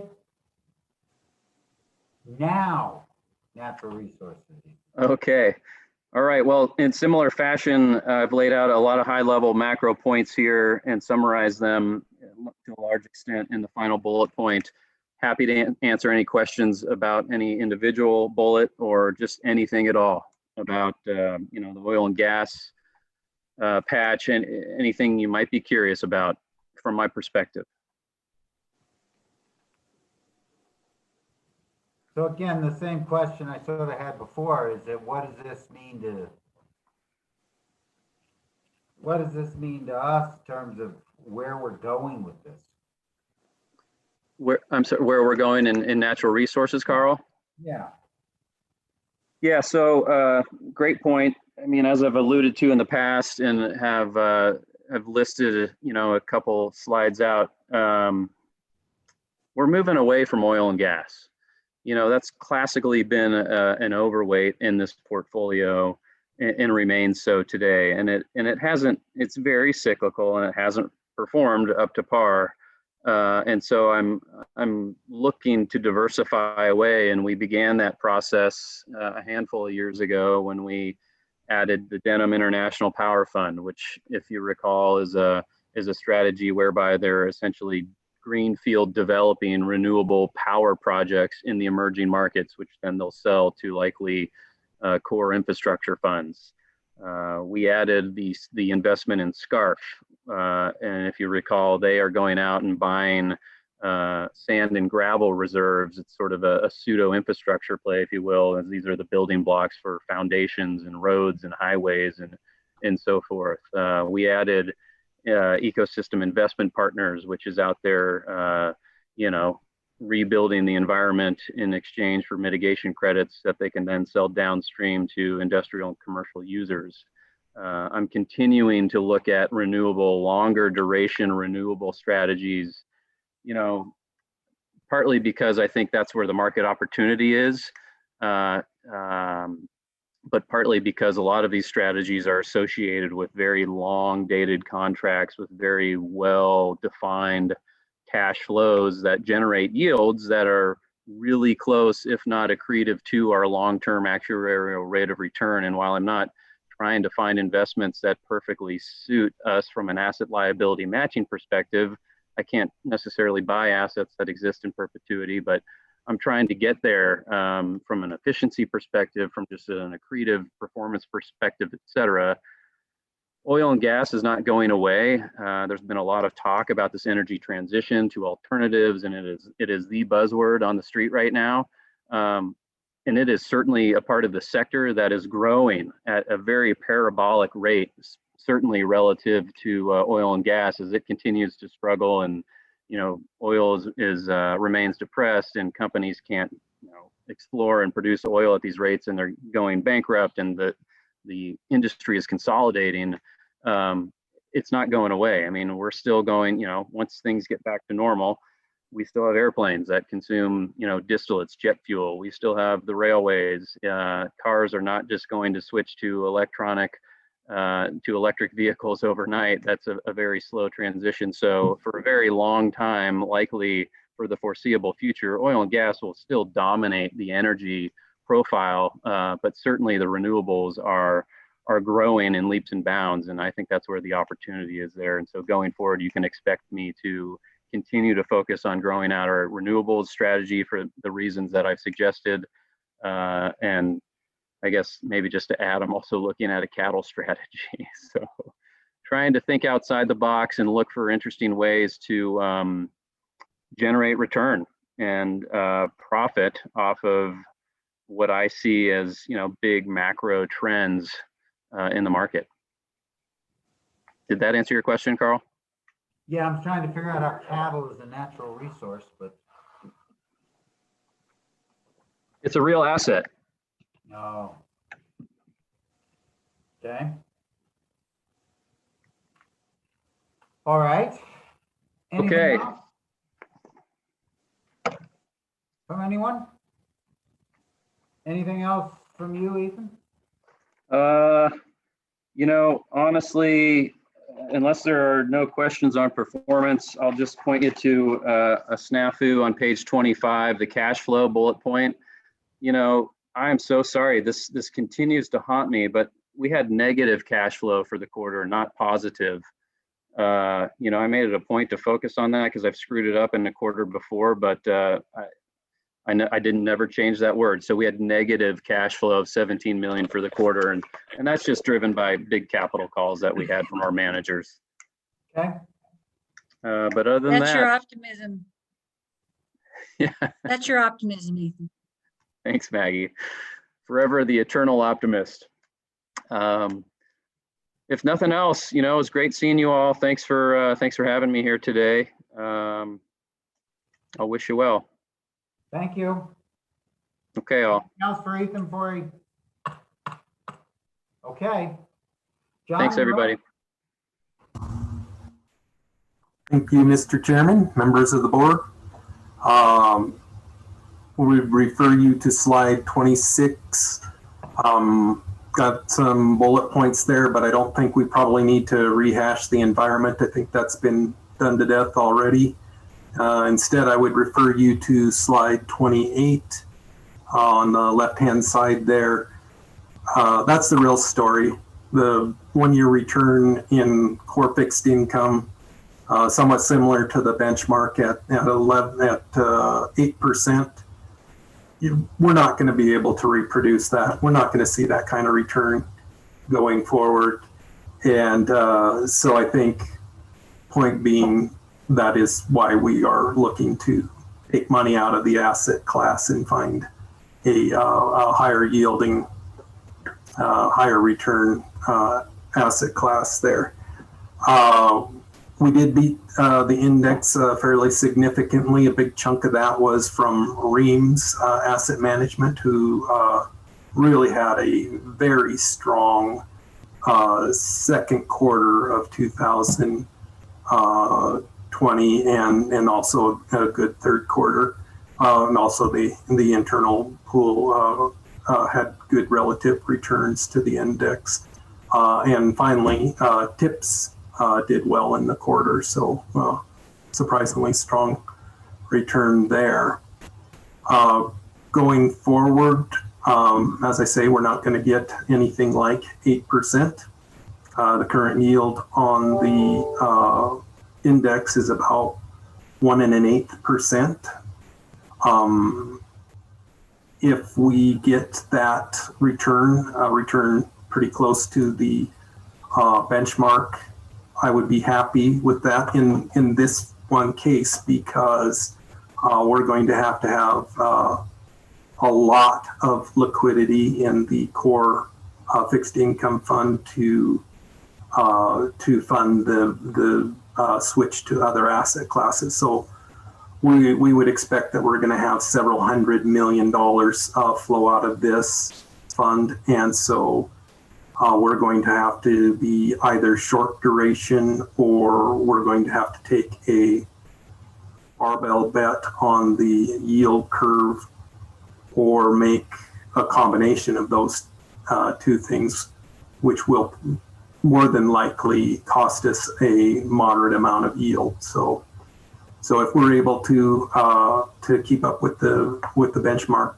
over the next 6-9 months, I think I would be happy with that while we pour money out of the asset classes. With that, any questions? Questions?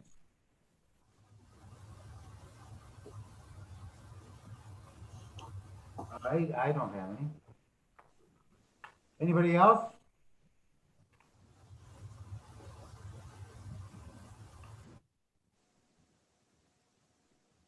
Doesn't look like it.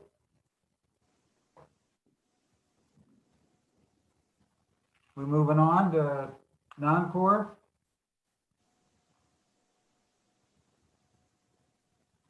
Mr. Chairman, members of the board, non-core fixed income. One thing I would say just generally about public markets, the asset classes in public markets, and listening to the due diligence discussion earlier today, is one of the advantages that we have right now is that we don't have a burning desire to terminate any of our managers in any of these respective areas. We're all pretty comfortable with them. Of course, there's always, a few worries here and there, minor worries here and there.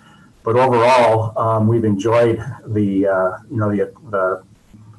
selection that we've had with our managers overall, and the performance that they've given us overall. So when we talk about, being somewhat hamstrung in our due diligence process for new managers, We haven't had to do that as strongly in some of these areas like domestic equities, international, and high yield because our managers have been pretty steady players for us overall. So that's been a good position for us to be in during these tumultuous times.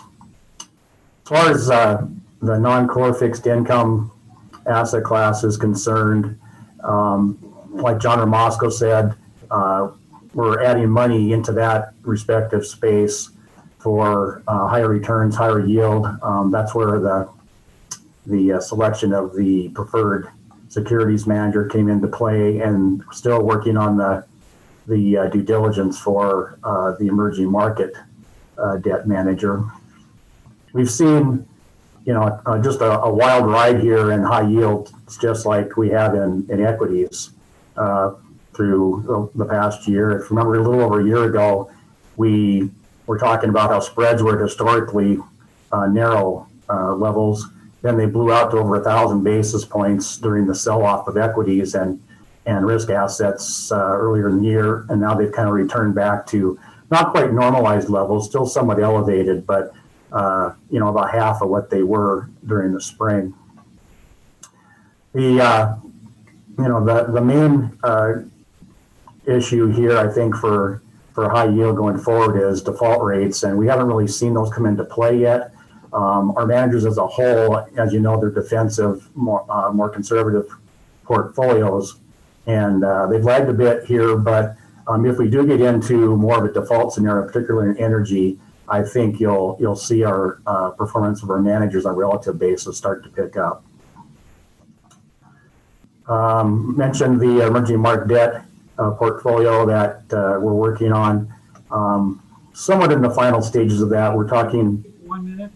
Sure. I want you to go back to that last point you made. If the default rate goes up, our managers do better. What did you just say? Carl, on a relative basis, I would expect our high yield portfolios to do better than their benchmarks if we see an increase in defaults, because they're more conservatively positioned, so they don't have the exposure to potential defaults that the benchmark and other more aggressive portfolios would have. I got it. Thank you. Okay. And then back to the emerging market debt portfolio that I mentioned. We're in final stages there with a manager working on investment guidelines and working on a contracting phase. So would expect without any unforeseen delays, I would expect to see us fund that manager sometime in the next few months. I think John might want to time it a little bit as far as the marketplace is concerned, but we should be ready to fund that manager sometime soon. Any questions on non-core fixed income? What's that? Randy? No? Okay. Domestic equities, we're just kind of enjoying the ride here back up with the returns. No manager changes. As I mentioned earlier, we're pretty comfortable with our managers stable at this point. The markets have rallied. They look to be somewhat extended, but looking into 2021, it could be a pretty darn good year. We've got some things to overcome here in the short term. We've got a semi-shutdown going on in different states with COVID. That's going to bother the markets a bit, and is actually here this week more so than previous weeks.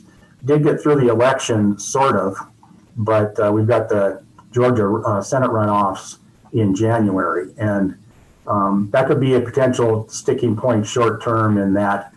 I think the market's fine as long as, whatever happens with Trump and his challenges, they're fine with whoever is president as long as the Senate is Republican, so that there's a balance of power and not too much can be done one way or the other. So a lot will determine the next couple months on how those Georgia runoffs go. Now, even with that said, looking out into 2021, we are looking at a recovery there. Most research services are. And I think that's, should be good for equities because as we've been talking, there aren't a lot of other places to get returns to the extent that equities can give in further recovery that we've seen so far. As far as our managers, like I said, kind of a mixed performance this quarter, but relatively speaking, the pool is doing pretty well. You saw the peer group numbers in the book there. And, one of the things that we have seen, the market does on COVID news, for instance, election news, for instance, to the positive, the market is trying to broaden out. And as it does that, the relative performance of our active managers, our active portfolios is actually picking up. So I would expect that if we, and someday we will get through this situation that we're in with the healthcare system and such. When we do get through that, I do think that we'll get to the point where we get a, more of a well-rounded market and a broader market, and that should be good for active management finally, as we've been talking about this, seems like forever. Any questions on domestic equities? Yeah, Mr. Chairman. Yeah, Bruce. Yeah, Randy, that broadening of the market is a thing we were, again, like you alluded to, we've been talking about since last spring, where the bulk of the increase in the market has come from a relatively narrow range of the stocks. So what you're talking about is that the rest of the market starts to contribute to that. That's what you mean by broadening out the market, correct? Yes, absolutely. Okay, thank you. I appreciate it. Yep. Maybe I'm finally figuring something out. Me too, huh? Anything else? Okay, international equities, same story here largely. International stocks rallying as well as the domestic stocks. Not quite as much, but actually one thing that we've seen is that the difference between the performance of domestic stocks and international stocks here this fall isn't as great as it has been the past year or so. So again, we may see some, like we're talking about a U.S. market broadening out, maybe we'll see the global market of equities broaden out as well in a recovery situation, which would be something different than we've seen for quite a few years. Again, pretty comfortable with our managers in international. The numbers speak for themselves, beating the benchmark in all of the respective yearly periods, and not a lot of action here, which is good. When you've got your managers and they're performing for you as a whole, and you don't have any major doubts or lack of conviction for these managers, sometimes it's best to just sit there and hold your hand, and that's what we're doing, and we're long-term investors, and it's working pretty good at this point. Any questions on international? What do you credit for the outperforming the benchmarks by the quarter and by the last year, fairly substantially? A combination of our sizing of our managers, but then also the managers themselves outperforming. There's not as much of a narrow market in the international markets as we have in the U.S. either. So it's been easier for active management there than in the U.S. markets. But our managers as a whole have done pretty well, and I talk about the long term with hiring somebody and sticking with them for the long term, even when they're out of favor at some points. And perfect example of that is Acadian. Acadian's been with us for over 10 years, and they went through a period back in 2009 where their performance fell apart like most quantitative managers did. And we hung in there with them because we thought, they did have what it took for us to have that type of quantitative manager within our portfolio. And they've outperformed every single year, including this year that's coming to an end, since 09.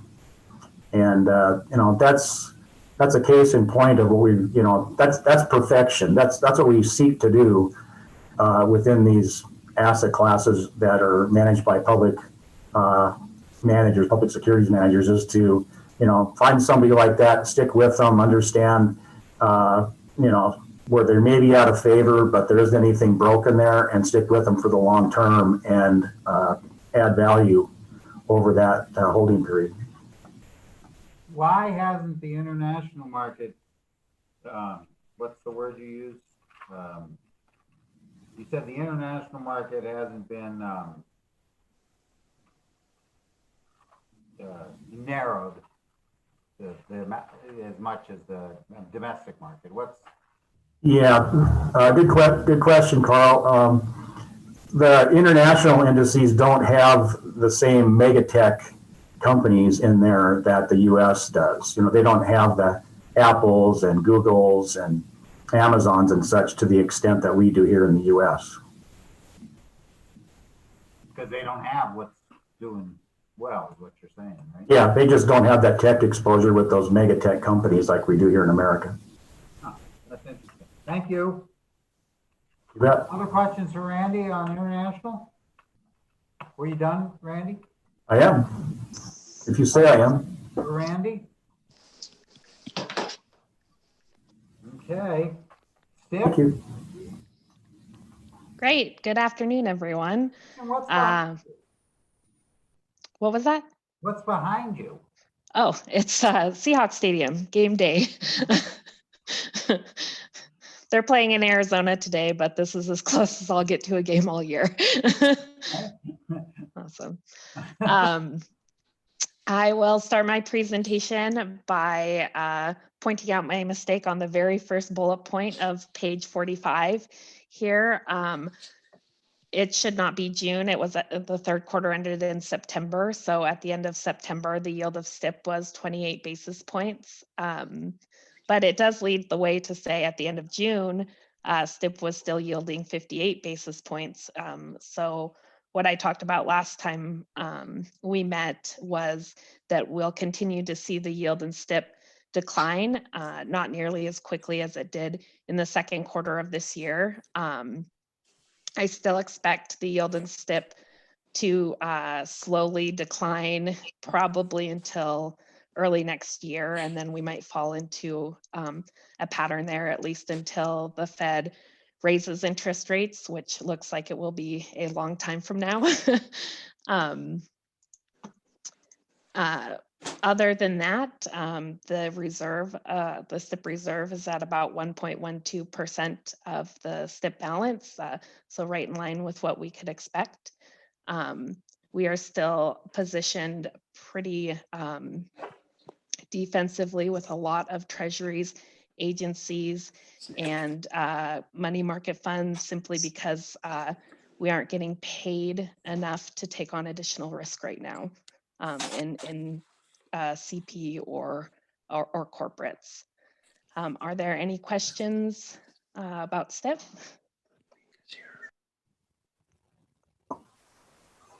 Questions?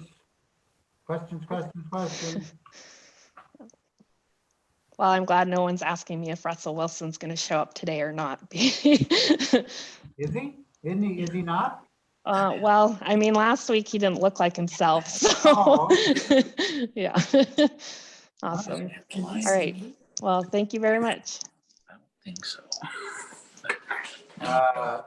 State fund? Comfortable here. Thank you, Mr. Chairman. There you are. Here I am. Yeah, State Fund. Good performance for State Fund, led by nearly 12% return from equity over the year. Kind of a tale of two halves for State Fund. We were trailing in the first half of the 12 months, past 12 months. Made that all back plus some more in the second half there as we saw spreads contract across all fixed income asset classes. So not a lot more to say there. Going forward, we will continue to add, as John Putnam said, to the mortgages in that portfolio, and opportunistically probably more room to go in high yield, provide them with a little better yield going forward. Any questions? I don't have any for you, John, but Dan, is this a place where the legislature is looking at doing something? You know, I think the bill drafts that I've seen thus far really relate to coal trust and either shrinking the revenues into the coal trust or carving up the allocations within. So you heard earlier today, Doug was referencing how the multifamily housing program is right at about that $15 million cap, and there won't be any additional room for growth. There's already bill drafts in to expand the amount available there. I can see them taking an additional 5 to 10 million for the Veterans Home Loan Program. And then, as I mentioned earlier, the CAP program and whether or not we'll be allowed to invest internationally. Relative to trust funds specifically, there's a little bit there that Representative Fern out of Whitefish has proposed that the trust fund be allowed to invest in private capital stock, much like state fund is allowed to do. So I think that's where I think our focus will be. Coal trust, a little bit within CAP relative to international as we see every session, and then growing the pool available to some of those trust fund beneficiaries. But the state fund, their pile of money, is that something that has been? No, I don't think they'll be on the radar this session. I think that ship has sailed. The continuing litigation, which was again appealed. And I think I sent that brief to you and Mark earlier, but the board's no longer involved in it. But I think that will be even of itself enough to scare the legislature off from touching state fund. All right. All right. Any more on state fund? Trust fund? Refer the board to slide 49 then. More of the same story for trust fund. However, if you look on slide 50, you can see a modest underperformance for the year. So the difference between trust fund and the other two large fixed income portfolios was just that trust fund had a significant allocation to real estate, which although it had a positive performance in trust fund, just lagged the index of both investment grade and high yield bonds significantly. So enough to pull that down to below the benchmark performance by a modest amount. The real estate in the trust fund is core real estate. The large majority is core real estate, and that performed better than real estate overall, which you saw in Ethan's presentation had a modest negative performance over the past year. So that's the difference there. Any questions on the trust fund? Questions? Apparently not. Thank you. John Putnam, are we done with that? I believe that's all we have for you today, unless you've got any other questions. All right. So what do we got, Dan? That is it for today, Mr. Chairman. I think yeah, that's all we've got for today. Anything else from any of the other board members? Carl, I just wanted to thank you for wearing a tie for all of us, so we didn't have to. Well, I was gonna comment on that, but your lack of decorum, but Jack told us we didn't have to. Yeah, Jack. Through the end of the year, right? Right. yeah, I don't know why you listen to Jack, but okay.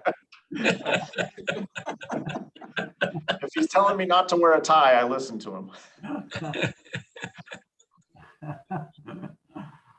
Well, I'm glad I accomplished something today. So, We appreciate it. yeah.